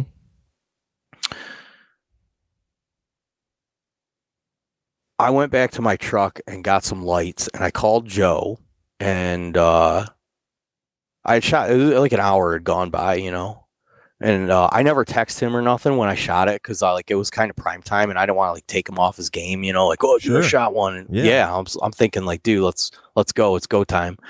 Hopefully he hooks up with something. But so I had waited a while, but then I called him and I said, yeah, dude, I don't know. I was like, dude, so I instantly started to panic because of the situation that happened yesterday. And in my experience with these fixed blade cut on contact broadheads that I shoot is like, you're getting a pass through. There's going to be it's going to dump blood. I had never experienced this situation yet. And it was kind of a weird situation. I'm glad we're talking about it because it's worth sharing as a deer hunter. I went back with my light and I'm walking and there's no blood, dude. There's no blood. And how far have you gone at this point? Like how far from the hit site, the initial taking off where he's running away? Like how far are you? It's hard to say. I'd have to go back and walk it, but I would say I went 50, maybe even, I don't know if it was 75 yards, but I feel like I could confidently say that I went 50 yards. And this is through some really heavy shit. So it's like he either went down this trail or this trail. So it's not like, and then there was pine needles. So I could see, I was like, oh, there, I could see there's no blood, none. And I was just like, my heart sank. I was like, dude, like I muscle hit this thing. I hit him high or I hit him forward or something. Like we're not getting this deer. And I had that pretty much in my head. And, Joe's like, just chill out, dude. You said you heard the diaphragm pop. So like, if you heard that, it's gotta be, and I'm coming, we'll find it, whatever. So as he's driving over, I'm just kind of looking through, I'm going down this other trail. And, it was all thick pine. It's the stuff where, you could kind of walk through it. It's like the bigger pine, but like the ground is like blanketed with needles, sure. Right? Not actually the easiest thing to see blood in. No, those pine needles kind of soak that blood up. But there was a yellow popple leaf that had fallen and was laying like right in the middle of this trail. Just this one lonely bright yellow popple leaf. And I looked up and it had a quarter-sized dollop of blood on it. And I was like, okay, he went this way. There's blood. And so I started finding little drip, but it wasn't like, just wasn't like dumping. It was like little bits of blood, like a muscle hit deer. Sure. Yeah. And so I'm just like, dude, like I'm in my head, I'm thinking we're not getting this thing. It's muscle hit. Coincidentally, he's coming to my spot. He had a 15-minute drive or whatever. Oh, so he was up there. He was up with you. Okay. He was staying at my house. We were hunting together for a few days. I wasn't sure if he was downstate heading up to you. No, this was the one of the weeks we hunted together. Nice. No, yeah, he was just 15 minutes away. So I sent him a pin of where I was, and he's like, well, where'd you park? And I was like, well, it wouldn't make sense for you to park there. Park here, and you can walk in this way, and you'll save yourself. So point of that is he came in the woods from a different angle, and we're on the phone or whatever, and he's like, oh yeah, I can see your light, all right. And so he hangs up the phone, and I'm like, yeah, over here. And he's like, I got blood up here. And I was like, literally like right where we converged into the woods, it just started dumping. Oh, okay. Yeah. So he walks up and he's like, what are you talking about? He goes, dude, there's blood all over. And I was like, dude, I swear to God, like, it just started. I'm like, it just opened up. I just got here, And he's like, look at all that blood. Look at all that blood. He goes, this deer's dead. I go, dude, don't you even say that right now. Like, don't get my hopes all up. Like I have in my head, and we go like maybe another 15 yards or whatever. He goes, there he is. There's your buck, dude. He's a giant buck. And I didn't even have the forethought to like take my phone out or my camera or record anything. I had this big floodlight, dude. I threw that thing 75 yards, just chucked it into the like, and just started jumping around like a wild animal. Like I had this whole dump of like emotion from the last like 48 hours of eating shit. Mm-hmm. And the reason that I say all this, or why he saved my ass, is because I was so invested in the moment that I wasn't even thinking like, oh yeah, get pictures. Like, hey, you have a deer hunting platform. What do you think about taking a picture of your buck? I wasn't even going to do it, dude. It was not even on my radar. And Joe's like, hey, we got to get some pictures and stuff. And I was like, yeah. So we got the camera out. We did a little post interview and took some pictures and stuff. And those pictures came out great too. Definitely recommend this. Joe tipped me off on is like, it doesn't always work out, but if you can get to your animal in a timely fashion and get your pictures before you gut it, it doesn't look like a deflated piece of shit. Yeah, it's true. And so you'll notice in the comments, if you were to look at any of those posts, and anytime I post pictures of that deer, people are like, Jesus Christ, dude, that deer's huge. Like, what did it weigh? And it was a big deer, but we also didn't gut it. And we took the photos, and it was like, it was a stout unit, but way better representative of what that deer looked like than after you cut it apart and empty out all the filling, So he said that too. Oh, like I was getting ready to go. He's like, dude, we're gonna get photos before you gut it. Trust me. It's like, trust me on this. Joe goes, I'm really good at getting hunt photos. Just chill out. And I was like, all right. It's kind of fun. Man, Joe says shit like having somebody there is something that I've taken for granted for a long time, and it's bitten me in the ass multiple times. I'm trying to be better about it. I love to go on these difficult hunts and push myself beyond what I think I can do for self gratification. Like I want to hunt hard to prove to myself that I can do that. And then when I'm successful, I am alone, and it is rewarding. It feels amazing, and I cherish it, and I revel in it, and I take time and embrace the animal, and I thank it, and I spend all that time, but I'm alone, and I can't share. I'm not sharing it with anybody, and then I find myself, quote unquote, in a hurry to get through that next stage. It's I'm alone, dude. It's getting dark. I got to gut this deer. Right. I don't necessarily know where I'm at. I've got to drag this thing back to my vehicle by myself. And there's those momentous occasions, those photos that get missed. And I really regret multiple instances where I didn't have an opportunity to share that with somebody. And the fact that you had Joe in it with you and to kind of memorialize that is such a valuable thing. And it's great that he was there to be the level head, because like you said, you've got such an emotional dump of everything from days and days of grinding. It's just such a value to have a community like that. Yeah. Yeah. And when you share situations like that with somebody, I don't know, you just build like a bond that's different than what you have with other people when you get into some stuff like that. You know what I mean? Like, dude, I was like fucking hugging him and shit. I was like, you're my best friend. I got my book. You know, dude, I was like having a total breakdown.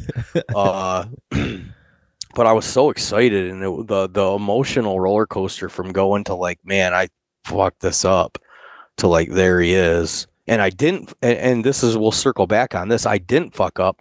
I shot that deer. I mean, Joe said, dude, what do you couldn't, he goes, no one's ever made a better shot. The arrow went through where the heart and the lungs and the esophagus all attached together. No shit. Yeah, the arrow went, and it was a complete pass through. But what happened is he was quartered to me so hard, I almost shot him up above the shoulder blade neck, back, and down. And when you see in the video, his offside leg is all the way forward. So the arrow exited in tight in his armpit. As soon as he brought his leg back, it plugged that hole, because the arrow didn't go through his offside leg. It went through out the chest cavity in the armpit, super tight up in the armpit. As soon as he brought his leg back to run, it plugged that hole solid. Damn. And I never experienced anything like that. And that is what, and so it took, and because the entry was so high, the body cavity had to fill with blood all the way up to basically the spinal level to start pushing that blood out. And, you know, he's a big deer, full of testosterone. So he's just running. He covered 150 yards before he just tipped over and died. And I think the first half of that, maybe even 75 yards, there wasn't a drop of blood because of that exact situation. And that's the first time I ever experienced it.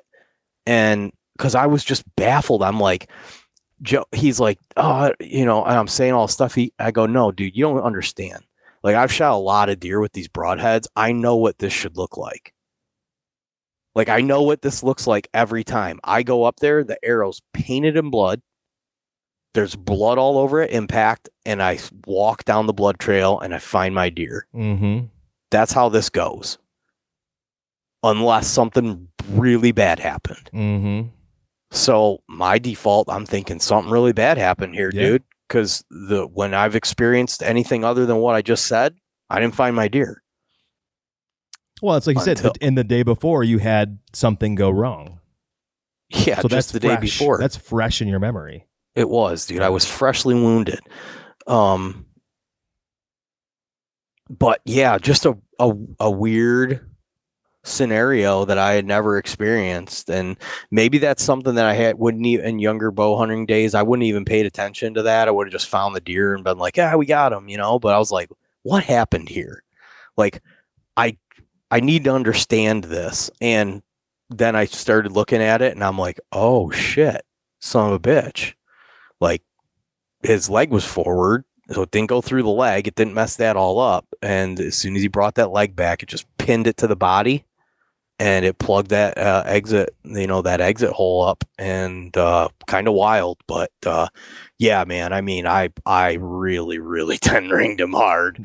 I mean, he had no chance. I mean, it was basically heart, lungs, esophagus. So... Yeah. I've actually had two of those where I was finding myself shoulder shooting deer, and I was like, dude, you got to back off that shoulder, man. You just got to do it. And I've shot two now, sort of mid body but high, so for sure lungs. You know, not so high that I'm backstrapping them, but lungs. And like you said, it's 50 to 80 yards of zero blood until the cavity fills up, and then it's for sure a dead deer. But if you are already in a negative mind space and then you don't find blood for 50 yards, you're like, dude, this deer's not dead. I screwed something up. I don't understand. But this is where filming comes into play. I was able to review my video from last year, and I was like, no, I fucking smoked this deer. Right. I just had to like watch the video multiple times and go, okay, he actually went left. He went around this tree. And then if you just trust that what you saw was accurate and get out of that negative mind space, that deer is going to be dead. I couldn't stay off the shoulder for a while, and it's worked out. It's just like you said, the whole chest cavity has to fill up. You mentioned, we talked about Joe, we talked about having somebody there with you, and you and I have sort of talked about my meet and greet that I want to put together, and I don't know that you'll be able to come down. And did you set a date yet? I did. I set a date. I thought I saw that recently. When is it? So we're gonna do July 18th. Okay. And I have a flyer put together already. What is that? It's a Saturday. Yep. It's a Saturday. Actually, all right. I didn't give people much notice last year because it was kind of put together last minute. We do it in Fenton. We do it at a place called the Rail Yard. It's a great place for families to hang out. There's a lot of food options. There's some extracurriculars you can do with little kids. There's like cornhole, and they got little things for kids to do. And last year, guys came out. We hung out for the afternoon. Some wives and kids showed up. My idea behind it was like everything that people do seemed to have a purpose. It was branded. It was to sell something. It was to push a product or to push an agenda. And I just wanted to get guys together and just talk and meet people that you would otherwise only ever see on Instagram or Facebook or TikTok, and just kind of get to know people on a more personal level. And it was well received last year. So I'm going to do it again. And I know you again, it's hard to make everybody happy with the date, and there's no hard feelings if people can make it or can't make it, but tried to do kind of middle of summer and get some people together. So we're going to do it again this year. It might work out for me that week. That Wednesday, I'm in Illinois. Yeah.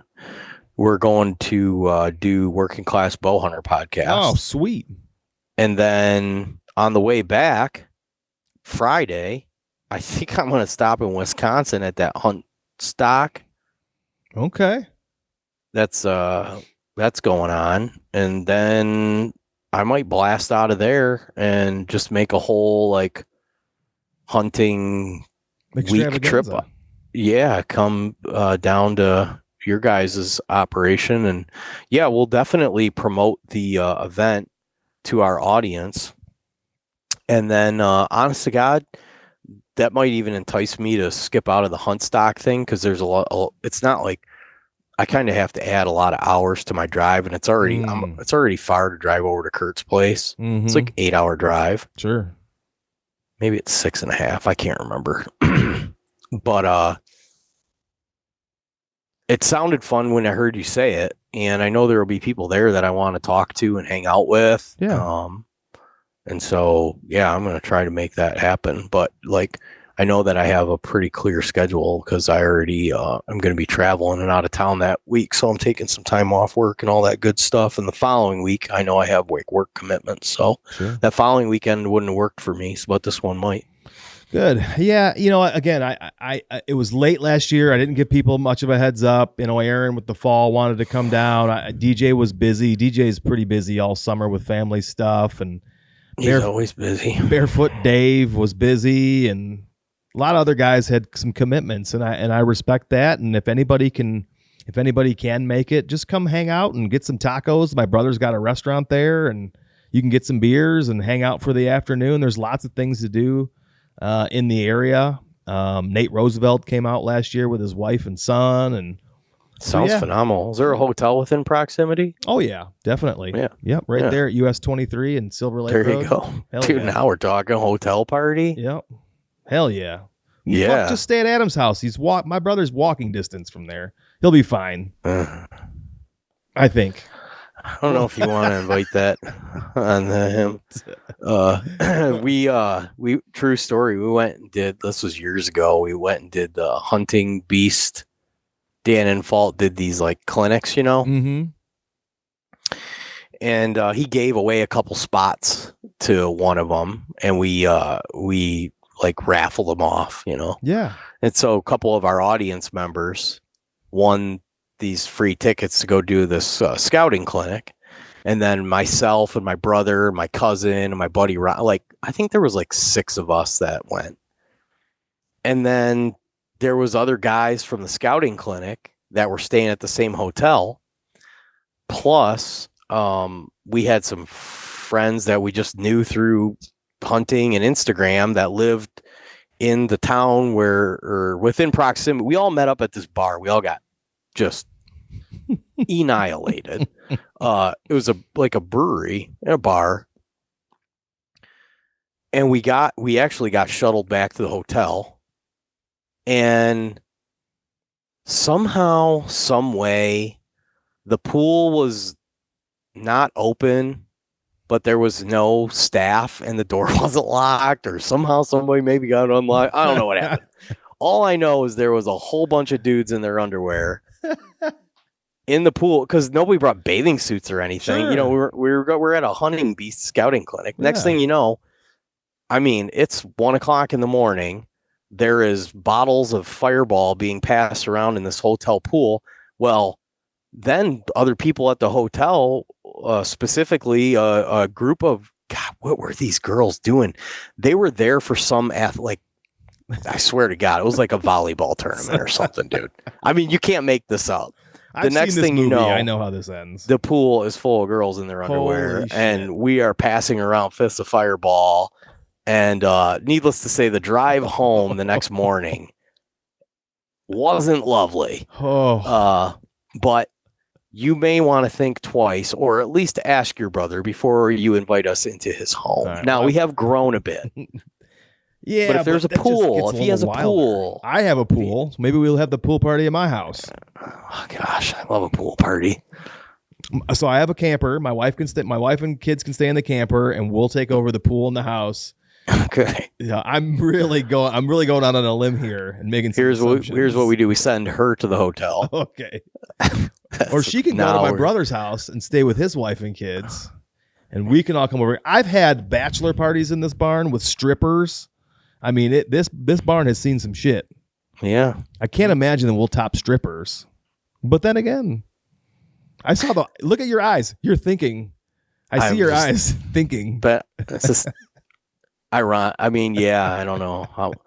I've been in barns when there were strippers in barns, and it's always been an entertaining time. So, yeah, a few bachelor parties in barns, and okay, I wouldn't be in totally foreign, uncharted. I wouldn't be in uncharted territory. Yeah. And the one I was at, these guys got these ones from over the border, and they did things a little differently. So. Because we lived up in St. Clair, and it's just a ferry ride over to Canada, and then the whole world's at your fingertips. Oh, literally, the good old days. No, I mean, dude, I actually like staying at a hotel. Like, I don't do it all that often, so when I do, it's just like so relaxing. And I know, I don't like to rub that into my family when I do it, but it is. Air conditioning goes down, pants come off. Cops goes on. I usually eat an ice cream Snickers or two in my underpants on the bed. Oh God, it's a dream come true. Yeah, I went to this trade show in Ohio a month or two back, and I stayed in a hotel. And the first night I went out drinking with Jared Scheffler and those guys, and at my age, can't do that twice. 2 nights in a row, or at least I opted not to. Yeah. I went back to my room, got a bunch of Taco Bell, and I watched Beverly Hills Cop 1 and then Beverly Hills Cop 2. I did hear that. And it was just such an amazing evening. Laying there in the bed, one leg over the sheet, one leg under the sheet, air conditioning going, just like watching Beverly Hills. And I got young kids, so I haven't seen an adult movie in like 3 years. Mm-hmm. So, and watching that old Beverly Hills Cop, it was like, dude, this is fucking phenomenal, man. It's so good. Why do they have kids? Listen, you just led me into another fantastic topic. With as fit as you are and as committed to your health as you currently are at your advanced age, and I say that kindly because I am actually a couple of years older, so I feel it. Do you have a cheat meal? Not really, because I'm a grown-ass man. If I want to eat something, I'll just eat it. You don't even call it cheating? No, I don't call it cheating. Okay. No, I really don't. I don't know. I have foods that it's kind of interesting you ask me this right now because my focus is so like being in shape and stuff that I haven't been super interested in anything other. So I've just been like kind of dialed in. Mm-hmm. So I've really been enjoying foods that are like bringing me closer to my goals. Mm-hmm. And so,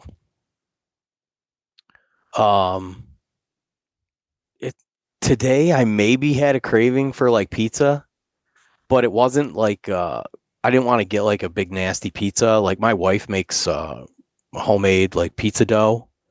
She'll use a Guinness and make like this, she'll make like a beer, base pizza dough, but she'll use like a Guinness and it gives it like a little bit of a sweetness, Sure. Or she'll do that, or she'll use a Pilsner, whatever. But for when she makes the pizza dough, she'll use a can of beer. Interesting. And then, she just uses all like premium, like she's not grating the cheese, but it's all like a homemade pizza and it's fucking phenomenal, dude. I don't really have a sweet tooth. So I'm able to avoid kind of getting pulled into that trap too often. I more have like a salty tooth, whereas like if I'm gonna quote unquote cheat, I'd rather have like I'm gonna have a cheeseburger or a piece of pizza over a piece of pie or a piece of cake. Yeah. Okay. So it's really interesting. I started using this GLP-1 peptide like 10 weeks ago. This peptide called people call it retatrutide, but I think it's actually pronounced retatrutide. Mm-hmm. And I had never experienced anything. I never messed around with any of the GLP ones or any of that. I kind of thought it was just for like people that were severely overweight. I also thought that. Yeah, like I didn't really know what the deal was. But I started hearing all this stuff about retatrutide, and then more specifically that it will help you reset your insulin sensitivity so that your body's more likely to produce energy from the food you eat than store it into fat. And so I bought some, and I was talking with a buddy. I said, dude, I got this retatrutide. I'm going to try it. He goes, dude, you're going to fucking love it. I go, you've been using it? He goes, yeah. He goes, it's amazing, man. So I was like, oh, no shit. All right, well, cool. So I started a super low dose because they say like if you've never stimulated whatever that is, you can get real nauseous. Like if you tried to take a big dose of it, just like right up front, I mean, I couldn't even imagine how sick it would make me because I'm really sensitive to it. Okay. Come to find out, I need very low dosage for it to be effective. The point of all this is I started that peptide.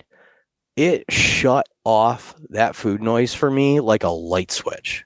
To where there is like, it's almost not even exaggeratory to say I have no cravings for anything outside of the food that I want to be eating right now to help me achieve my goals. I will crave that. Like I'll know I need to eat and I'll maybe feel a little bit hungry, but it's not like dude, I will fucking eat a whole pizza right now if you put it in front of me. Cause like that is my historic mentality. Like I would love to get to the point where I was absolutely starving and like just do disgusting things to my body. That's what happens to me. I just did it Tuesday yesterday where I was at a job site all day long. At 2:00, it was time to drive home from Grand Rapids. I was fucking starving and I made bad decisions. Yeah. That's where I fall down all the time, is I wait too long and then I make poor decisions. Yeah. With tetratyde, huh? Interesting. And one of my favorite things to do, one of my favorite pastimes is like eat, dude. Like especially at camp and shit when there's like not much else going on. You kind of been out in the cold all day, so like warm food already has like a little bit of an like a better, and then you're drinking beers and shit on top of it. You got a little buzz going. It's like, dude, I will eat 6,400 bowls of chili right now as a starter. Give me 6,400 bowls of loaded chili, and then we'll talk about what the main course is going to be. And honest to God, man, it was like I could eat incredible amounts of calories. You know, I could sit down and eat 6,000 calories, no problem. But the point of that is that I right now, one, I was kind of already mentally like, I had put some weight on the last couple of years, and I was getting uncomfortable. I don't have a very big frame. Like I'm not a big guy. I'm only 5'8". Leaned out, I could probably lean down to like 165 pounds. But I was walking around at 200 pounds, and my body fat percentage was disgustingly high. You know, my body type was like loaf of white bread, just soft and white and puffy, like Wonder Bread. Like Wonder Bread. Fucking Wonder Bread. That's exactly was about my my build. And I was like, man, I got to get this under control. So yeah, I kind of went on a little bit of a reinvestment in my health journey at the end of the year. I started lifting heavy weights. I started consuming all this bodybuilder content, and now I think I'm going to be like, amateur plus bodybuilder. But I started eating, like, I just literally pulled up one day, like, how do you be a bodybuilder? Like, and it just, with AI now, it just like, here's what you need to do to be a bodybuilder. And so I looked at what the food was, and I was like, all right, I'm just going to eat that. So I started eating that, and I was kind of enjoying it. And then I integrated that tetratyde in at a real low dose. And I got to tell you, it's probably life-changing for me, in the fact that it was, how do I say this? It was a huge relief for me for that food noise to be shut off, because it always in my head, like I would wake up in the morning and be like, I'd plan my entire day around my meals.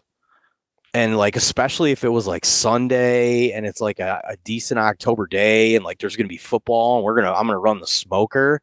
Like my entire euphoric state that day would be planned around the disgusting things that I was going to do to my body between alcohol and food consumption. And I liked it, dude. I wasn't having a bad time, but my body was paying the toll for it, and you can only, when you're in your 20s, you can get away with a lot of that shit. And maybe even in your 30s, you can get away with some of it, but it starts to catch up with you. But by the time you're in your 40s, it'll straight up just knock your dick into the dirt. Right. So, whatever, some people, you can look around. Some people aren't too bent out of shape about gaining weight. You go to Walmart, walk around for an hour. You're like, this is an interesting experiment. We'll see how it goes. But I was never comfortable with that. And then like we were talking earlier about being on camera and stuff. I know the last couple of years too, like when I gained weight, I was like, man, I don't even want to be in front of a camera. Like I see my fat, stupid face right now. I was like, nobody wants to see that. I don't even want to see that. And God, that resonates. Fuck. And, part of it was like a shame thing too, because I was like, man, like I like consciously know that I want to be healthy. And like, I'm like conscious every day that I want to make good decisions and be healthy, but I ultimately wasn't making those decisions. And that drug, that peptide really, really helped me. So they say to titrate it up. So I started at like 0.5 milliliter injection a week. And some people work up to like 8 or 12 milliliter, or milliliters a week. I'm only at 4. So I'm still half of what they even say is getting up to a dose. Interesting. And I don't need a lot of it. I think one is because my head's in a good space. Right. And it just really gave me the edge. Now, here's the other interesting thing. People need to know about this. It is, so it blocks that GLP-1. And so what it does is you no longer get the reward factor from the food. Mm-hmm. So all of a sudden it's like, well, what the fuck? Why do I want to do this? Like, I consciously know it's not helping me achieve my fitness goals, and I'm not even enjoying it. So this is easy now for me to put down and say, I'm not going to do this. It also like curbs your appetite to where you might be really hungry. Like, perfect example.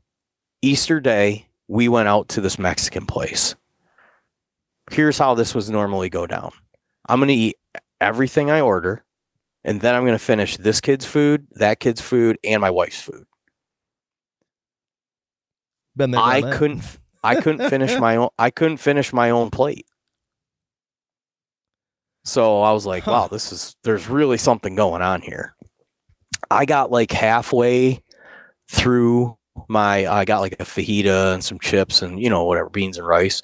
I got like halfway through it, and I was just like, I slowed way down. I started taking like really small bites, and I was like, the fuck is going on here? I was like, I'm dying, honey. I'm like, I can't finish this. And that's what that drug is designed to do. It will help you get yourself into a caloric deficit. And because of that, your insulin can reset because it's not constantly trying to battle the spikes in blood sugar that you're just doing through all the excessive calorie consumption. And so your body actually has a chance to say, holy shit, we can breathe. Like, we can actually work with some stuff. Hey, look at all this fucking fat over here. Let's use that. And so I'm down. Let's see. I weighed myself today. I'm down 15 pounds since you started in 10 weeks. Congratulations. Yeah. That's awesome, man. Yeah. Thanks. So, that's super long-winded on the cheat meal thing, but I feel like I almost wanted to talk about. I'm glad you brought it up because, like I said, it's kind of a life-changing thing for me. And here's the other thing. I was getting to say this. The last couple of years, I was definitely drinking too much. Like, my wife was calling me out on it, and I was kind of getting pissed at her. Like, just make me drink. You know what I mean? I don't need you to tell me that I drink too much. I need you to go to the store and pick me up my favorite thing. Have that waiting for me. I'm a grown-ass man. But, she was right. I was like, typically would drink on the weekends, and then, Thursday's like basically the weekend. Right. And then there's something going on Wednesday. Sure. The next thing you know, we're recording a podcast on Tuesday. So it's like I just drank 6 out of the 7 days of the week. Who knows? Maybe I had a shitty Monday and throw one in there too. The next thing you know, I'm drinking every day. Mm-hmm. And so my body composition was, starting to reflect all my, habits and daily decisions. The retatrutide, because like I said, it shuts off that like reward factor. Dude, it shut it off for drinking too. It just like killed my craving. Now I still I've had a few drinks, but it's just totally different. Yeah. It's totally different. I'm not like getting out of work craving it. in some circumstances, like one day I poured myself a drink because we were going to do a podcast. I took one sip of it and I was like, I don't even fucking want this right now. I literally made myself a whole drink, took one sip and dumped it out. Amazing. And I was like, this shit's fun. This shit's powerful, dude. And now there is research and studies coming out. They are using this drug to break people from addictive behavior. Oh, really? Like drugs and stuff? Drugs, sex, alcohol. Yes. Because it shuts off that pathway to the dopamine release or whatever the reward factor. It shuts off the reward factor for the, whatever the activity was that you were doing to try to get that reward. Now, here's the downside. It can shut off all the reward factors for everything else you got going on too. So you have to be a little bit careful about it. I got a couple weeks into it and I pulled into the gym one morning, so being a service tech, my schedule always gets all messed up. It's like something will happen, a call, move or whatever. Sometimes I find it's 10 o'clock in the morning and they're like, oh, we don't have anything for you right now. So I was like, all right, I'll go to the gym. I'll knock my workout out. And I pulled into the gym and 10 o'clock in the morning is my favorite time to work out. It's like I'm full energy. I've been up for a few hours. I've had a little bit of food that's digested. I'm peak go for the day, 10 a.m. If I could pick out a time to work out every day, 10 a.m. was pretty much when I would do it. I pulled in that parking lot and I was like, I don't even want to walk in that fucking gym right now. I was like, I don't have any motivation to do anything right now. I had some paperwork and stuff that I needed to do. And I kind of just sat there and looked at it. And I was like, what is my deal, man? Am I just tired? Do I not feel good? What's going on? That retatrutide can put you in a dumpy ass state where things that you normally do that excite you, it kind of shuts that off. Now, I think as long as you're conscious of it and you know that that's going on, you can mentally overcome that and you can use it. It hasn't been too big of a deal for me. Once I figured that out, it wasn't too big of a problem for me. But it is a thing to where I will cycle on and off of this as needed. But I'm pretty sure that when I have this stuff completely out of my system, I'll probably be in a more genuinely euphoric state. But it's going to help me get my health, retake my health. And so that was whatever I got to do, dude. If I have to give an arm up, I was like, I'll have a 6-pack again.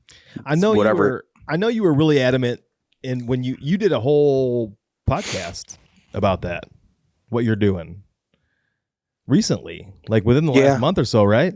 Yeah, probably. Because this is what I've been doing besides working. Yeah. This is all this stuff. And I got really re-engaged with it. And then anything, you find some really good, valuable information that helps you out a lot. And I was kind of eager to share it with people because I was like, man, I've really struggled with this my whole life because I'm super food driven, food, drink, sex, anything that gives me that good reward factor. I'm I'm all about it. And they say that too with the tetratyde that it could crush your libido. Well, that's the reward. Exactly. It's just another one of those things. So, but mine is so ridiculous to begin with that it probably just put it more in a normal category, Well, you were adamant to say that you were not giving medical advice in that episode, but I do think if this triggers something for somebody, that they should go find that episode and listen to it because I think you gave great examples of what you were doing and what that particular approach was doing for you. Yeah. So I would encourage anybody that this is piquing their interest to go listen to that because I thought it was very informative. Yeah, I shared my whole blood work protocol as a middle-aged man, getting my hormone levels. And, it kind of ties into some of the sense stuff, too, is having an understanding of what's going on in the body and how that's communicated outside of it, hormones and all that stuff. I've been interested in that stuff for a while. And so getting my blood work all situated, getting healthy again. And then, man, I've been eating ground venison, rice, baked potatoes, Greek yogurt, just like all the super healthy one ingredient food. Like I have not eaten hardly anything out of a wrapper. Not eating out at all. Not really drinking. It's been kind of fucking wild, man. My wife has like a couple times been like, I just can't believe how like locked in you are right now. Cause like she's like, what are we having for dinner? And I was like, I don't know what you guys are doing. I'm having ground venison and rice. Like I'm just gonna eat this way for the foreseeable future because I'm like making huge progress and I'm really enjoying it. Like I'll make a baked potato. I think I maybe talked about this on that. It's worth mentioning again because it's been a really helpful tool for me. But I get that 0% fat, unflavored Greek yogurt and mix in a packet and a half of the Hidden Valley Ranch dip mix, and it turns that whole tub of yogurt into like a ranch. It almost is like French onion dip. Yeah, and you can make a baked potato. And then I get those little bacon crumbles, put that on there, and then I take like 2 huge scoops of that, and it's basically like it'd be like putting French onion sour cream on a loaded baked. I mean, dude, it's like world class. Oh yeah, that's amazing. Yeah, and then I'll have steak or chicken or ground venison with that, and like I could just eat that meal basically every day, all day. I have little variations of it, but not much. And that's my lunchbox when I travel every day is just, I've had this big Tupperware thing full of ground venison and rice. I pre-mix it all. And I take a couple little different hot sauces with me and I have a big tub of that stuff. And I just dip a spoonful in there and a spoonful in here and shovel that shit into my mouth until I'm kind of full.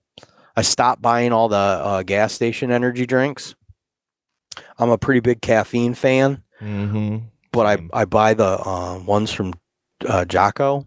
Oh yeah, you did talk about that too. Yeah, because they're 100 milligrams per can. Instead of 2? Instead of 200 milligrams? Instead of 2 or 3, you know. Some of those things turn your asshole inside out the second you drink them. It's just too much caffeine. Yeah. You're not supposed to drink it in 15 minutes, right? No, that's true too. But guys do. But anyways, I get the Jocko ones. They're 100 milligrams. And then the thing is they don't have any of the bullshit preservatives or artificial additives. I've really noticed the difference. And then so I was talking about the insulin response. Like if you have a lot of insulin in your body won't convert food to fuel. It'll store it as fat.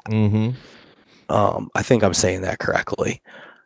So anything that you put in your body that triggers your insulin response, basically anything else that you're putting in your body, it doesn't matter really how healthy it is, the body's not going to process it like it typically can.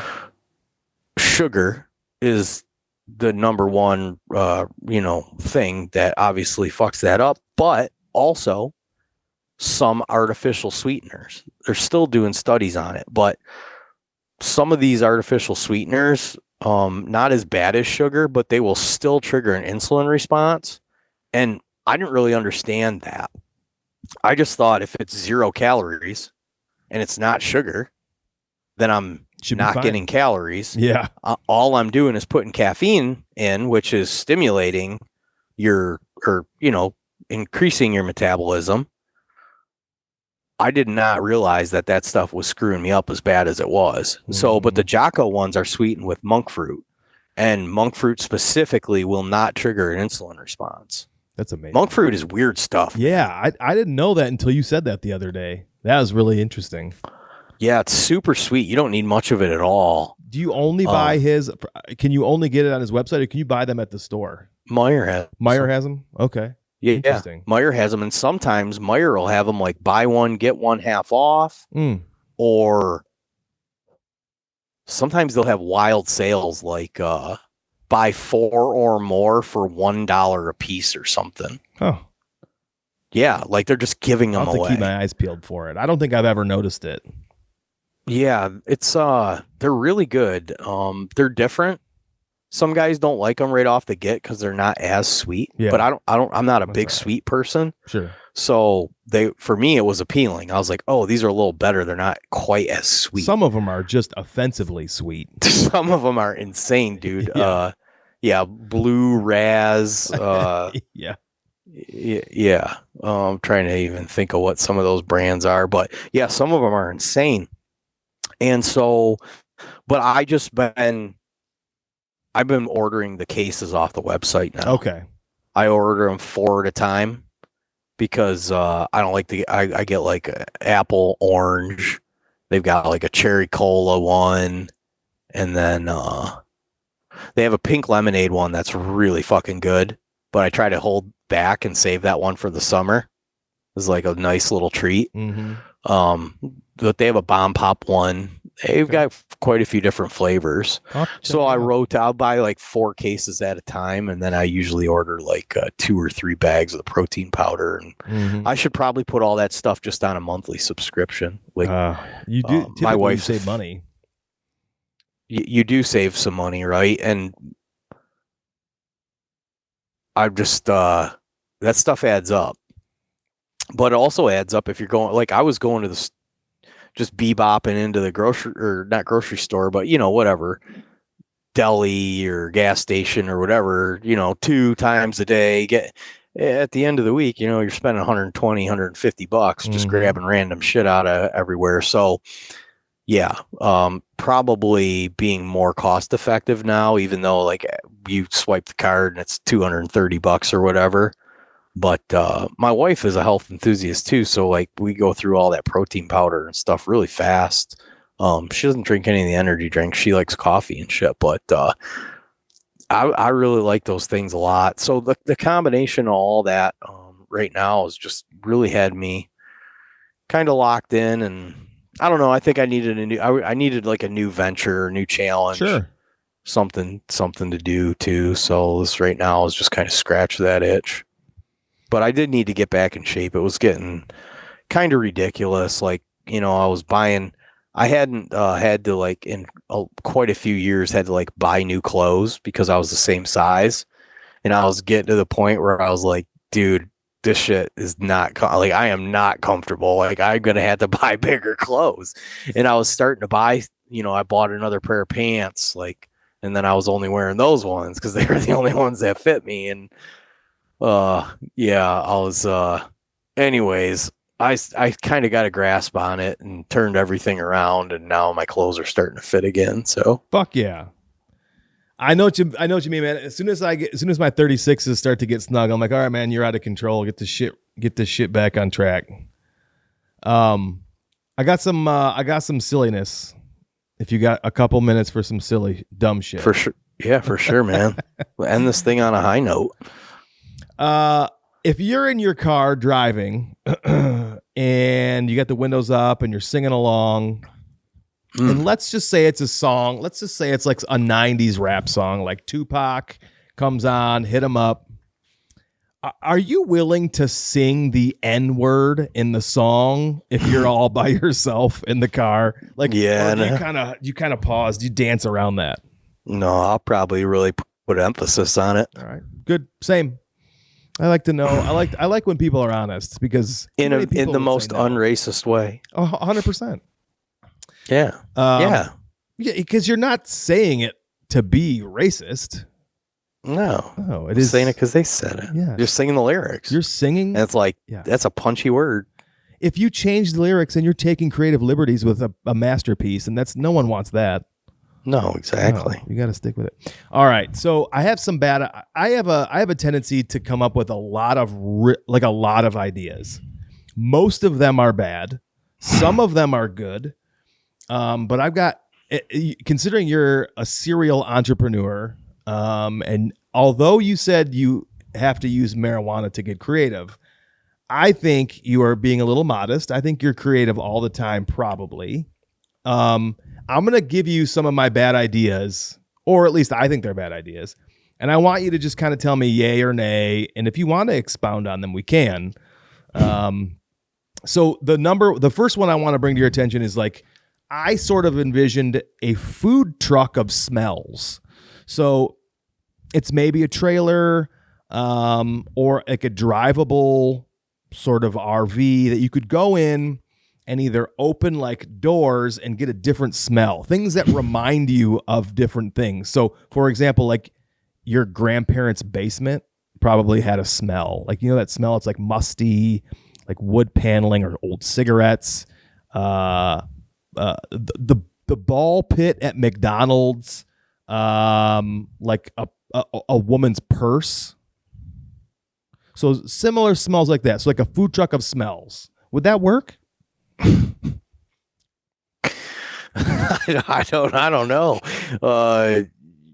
I don't know where are you going to source the smells? I don't know. I just we'll cross that bridge when we get there. I just feel like everybody's looking for something that makes them reminisce on the days of yesteryear. And if I can bring somebody a semblance of that, then maybe I could do it. Maybe I could charge people an entrance fee and they could just kind of meander around. Yeah, I would be worried about where you're going to source your smells,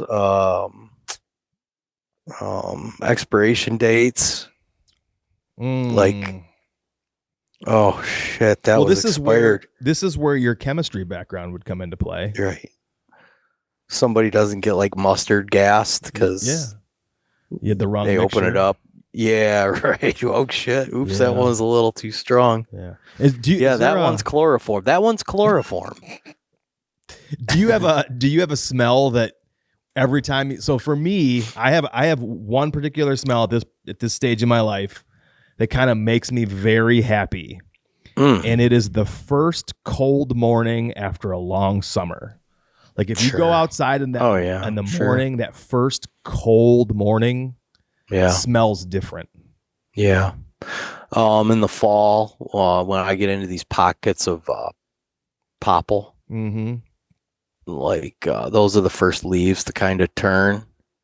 And something about like a late September, October popple is just like that. It just, especially if it's rained, like that smell is so earthy and pure and clean, and it's only there for like a couple weeks a year. That one is pretty goddamn powerful. Okay. Smells are just so important. There's a lot of stuff around hunting. Those old the dirt scent wafers. Oh yeah. Or that that whatever earth scent spray. I mean, just bathe me in that. It's so enjoyable. Yeah, man. I had a diesel truck for a long time too, and like the smell of like a started up diesel on a cold morning. That might not be everybody's favorite one, but that's a good one. Obviously, the smell of coffee. Yeah, I like amazing. Sawdust. Oh yeah, dude. I don't know what it is, dude. Like I worked in a truss shop when I was like freshly out of high school or into my early 20s. We made wood roof and floor trusses, and like the smell of just the pine that had just gone through those big gigantic saws in the air. Fresh cut pine is just smell. Fresh cut pine's insane. Yeah. Pine in general, Christmas tree and all that shit. Yeah. God, okay. I'm rethinking it. You might have something here. Yeah. Everybody. Because my first initial thought was like bad smells. Yeah. Well, sure. That's because we're men. Right. But good smells. I mean, man, there's like no end. There's like no end to them. I'm trying to think if there's one. There was something that I was thinking. I always like in the fall, like the pumpkin spice candle type smell. That's always like a really appealing one to me. One that I thought right off the get is just burning hardwood. Like somebody's got a wood stove in the neighborhood going, or a campfire or whatever, and you smell that that burning wood. Oh yeah. Not like the smoldering leaf pile smoke, Yeah. like the A little bit of somebody's garbage. burning. Yeah, like somebody's actually burning like some maple or some oak in a Oh, wood yeah. stove. You know, Hell yeah. that smell to me right there is just like, holy shit, does that smell good? Mm-hmm. We had one of my shops that I used to work at. There was a place down the street. They had this big smokehouse, and they'd smoke a chicken. And so every morning in the parking lot, dude, it was torture. Yeah. It was torture, dude, because it just smelled like smoked chicken. And it was so hard to be productive. It smelled so good back there. But yeah. When I lived Cool. in Florida, I'd go to the gym right by my house, and right in the parking lot of Lifestyle Fitness was an Outback Steakhouse, and it was incredibly disrespectful. Where is it in Florida? So I was in Winter Springs, which was like 20 minutes just north of Orlando. Okay. All right. I lived down there for a period of time too, but I lived down like between West Palm Beach and Fort Lauderdale. Oh, okay. Yeah. Yeah. Sure. Yep. Yep. Okay. My next bad idea. This is a little edgy. So it's called the widow's wiener. And so, I sort of imagine that a mold of your husband's penis. Yes. For in the event he should have an untimely passing, you can use it. The widow can then use it for self-pleasure later on. Yeah. Clone a bone. Yeah. Sometimes you gotta write things down when they... I think it might already be a thing. No. Seriously? Yeah. Well, that's depressing. God, I'm always just a little too late. Stocks, wiener molds. Fuck. Let me look. Clone a bone. Yeah, I don't think I came up with that or off the fly. I think I got served an ad. I wonder if it's. I wonder if I can get one in time for Mother's Day. Bone clones refer to high-quality polyurethane resin replicas of human and animal bones. Oh, well, that's a little different than what we're talking about. I gotta turn on my safe search. It's not a company phone, is it? No, it's not. Yeah. All right. Okay. So I think. No, I imagine a soft foamular or something that you put your impression in, and then you fill that with your polymer or resin or whatever, and then out comes your majestic unit. Yeah, because I mean, young ladies these days are buying, phallic shaped things from the internet of God knows whose mold or some nonsensical mold. But if you've been married to someone for 40 years or 30 years and he passes away and you want some familiar, pretend lovemaking, why not get something familiar? Sorry, my screen cut off. Oh, that's okay. My screen cut off for a second there.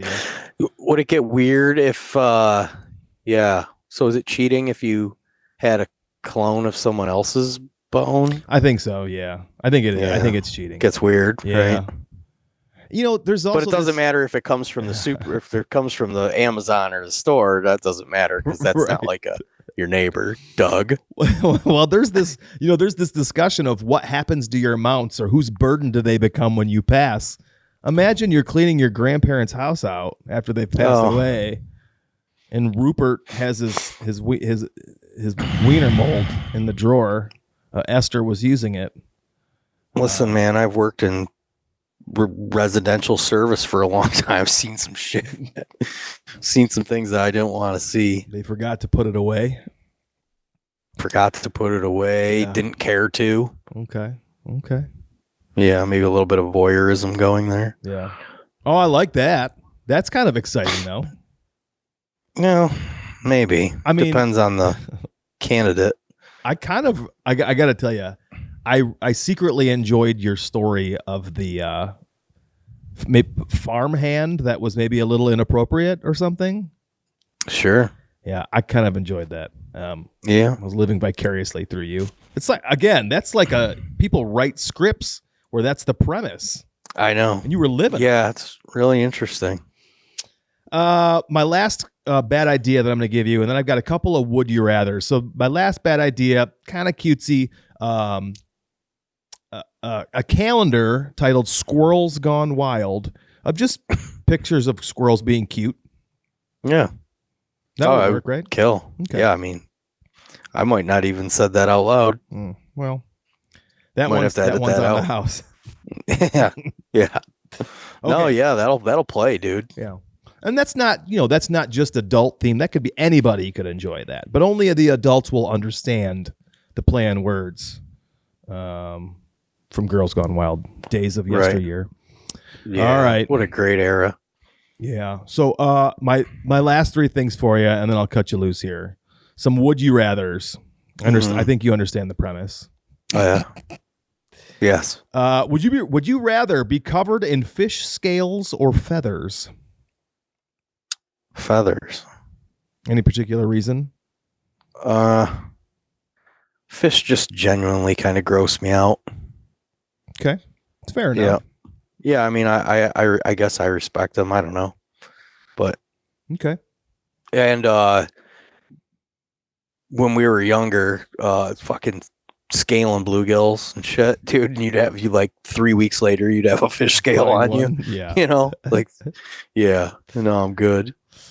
Okay. Would you rather be overly and aggressively misogynistic or constantly yet subtly racist? God damn, I'm both. But you say you are both. Yeah.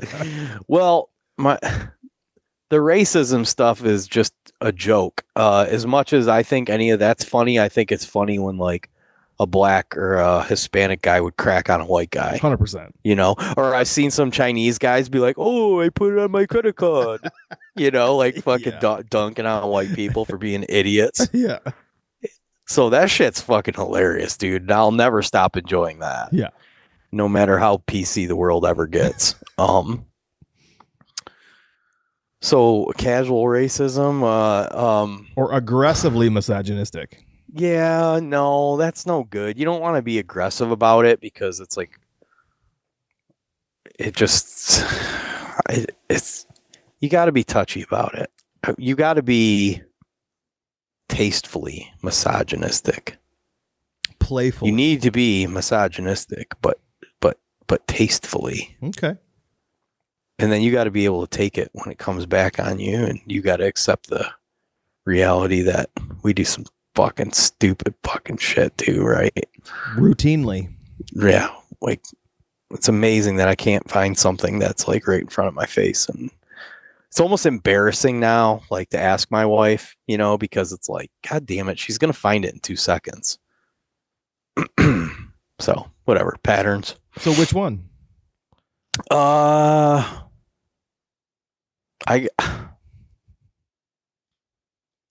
Well, being in the trades, I've really come to value the dogging on each other for the racist stuff. So we probably have to stick with that. Beautiful. I like it because it is the easiest one to accept because it's just subtle and casual. It's not like casually racist. Respectfully. All right, last one, and it's the most homoerotic one of the evening. Lovely. Would you rather passionately shave the bald head of Byron or the Boogeyman? Oh, jeez.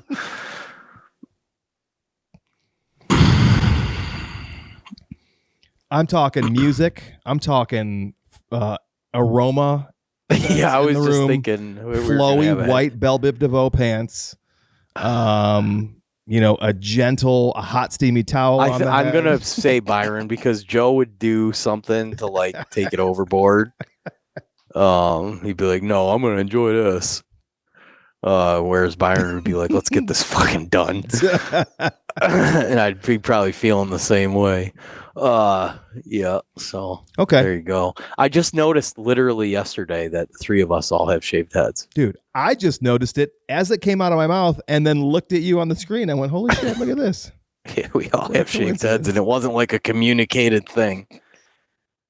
So, oh, good times, Kevin. I appreciate your time, man. We did a long one tonight. Hey, I appreciate you, man. You're a good host. I enjoy your content. I was excited to talk tonight. I listened to your show, and I'll get you on mine, and we'll do all this in the reverse because I really don't know your whole backstory. And when I started listening to your show, somebody recommended actually Andy Hutchins. Oh yeah, I just talked to him today, maybe. Andy Hutchins, whatever it was, a year back or something, said something about Angel Road Outdoors, and I said, "What's that all about?" And he said, "Oh, you'd like it. It's funny and shit." And I was like, "All right." On Andy's recommendation, I listened to it one day, and I was like, "What the fuck? What is this? What's going on here?" And so, yeah, I appreciate your ability to think outside the box and have fun with it. Obviously, you enjoy it. So, pleasure was all mine. I appreciate it. Kevin, I thank you so much again. Everybody go check out Kevin's podcast, the Deer Hunter podcast. All of his exceptional products. Again, I have tried and tested. I haven't put the hoodie through a season yet, but I intend to. I did some spring scouting with it. I can vouch that I thoroughly have found success with the DH3 scrape kit. I do intend to purchase and put out some N11 this fall, now that I understand what it's going through. And again, consistently great product on your end, and genuinely good dude, and I appreciate your time. Yeah, thanks, man. I'll look forward to doing it. All right, dude. We'll talk soon. Thanks, everybody, for listening. We'll see y'all next time.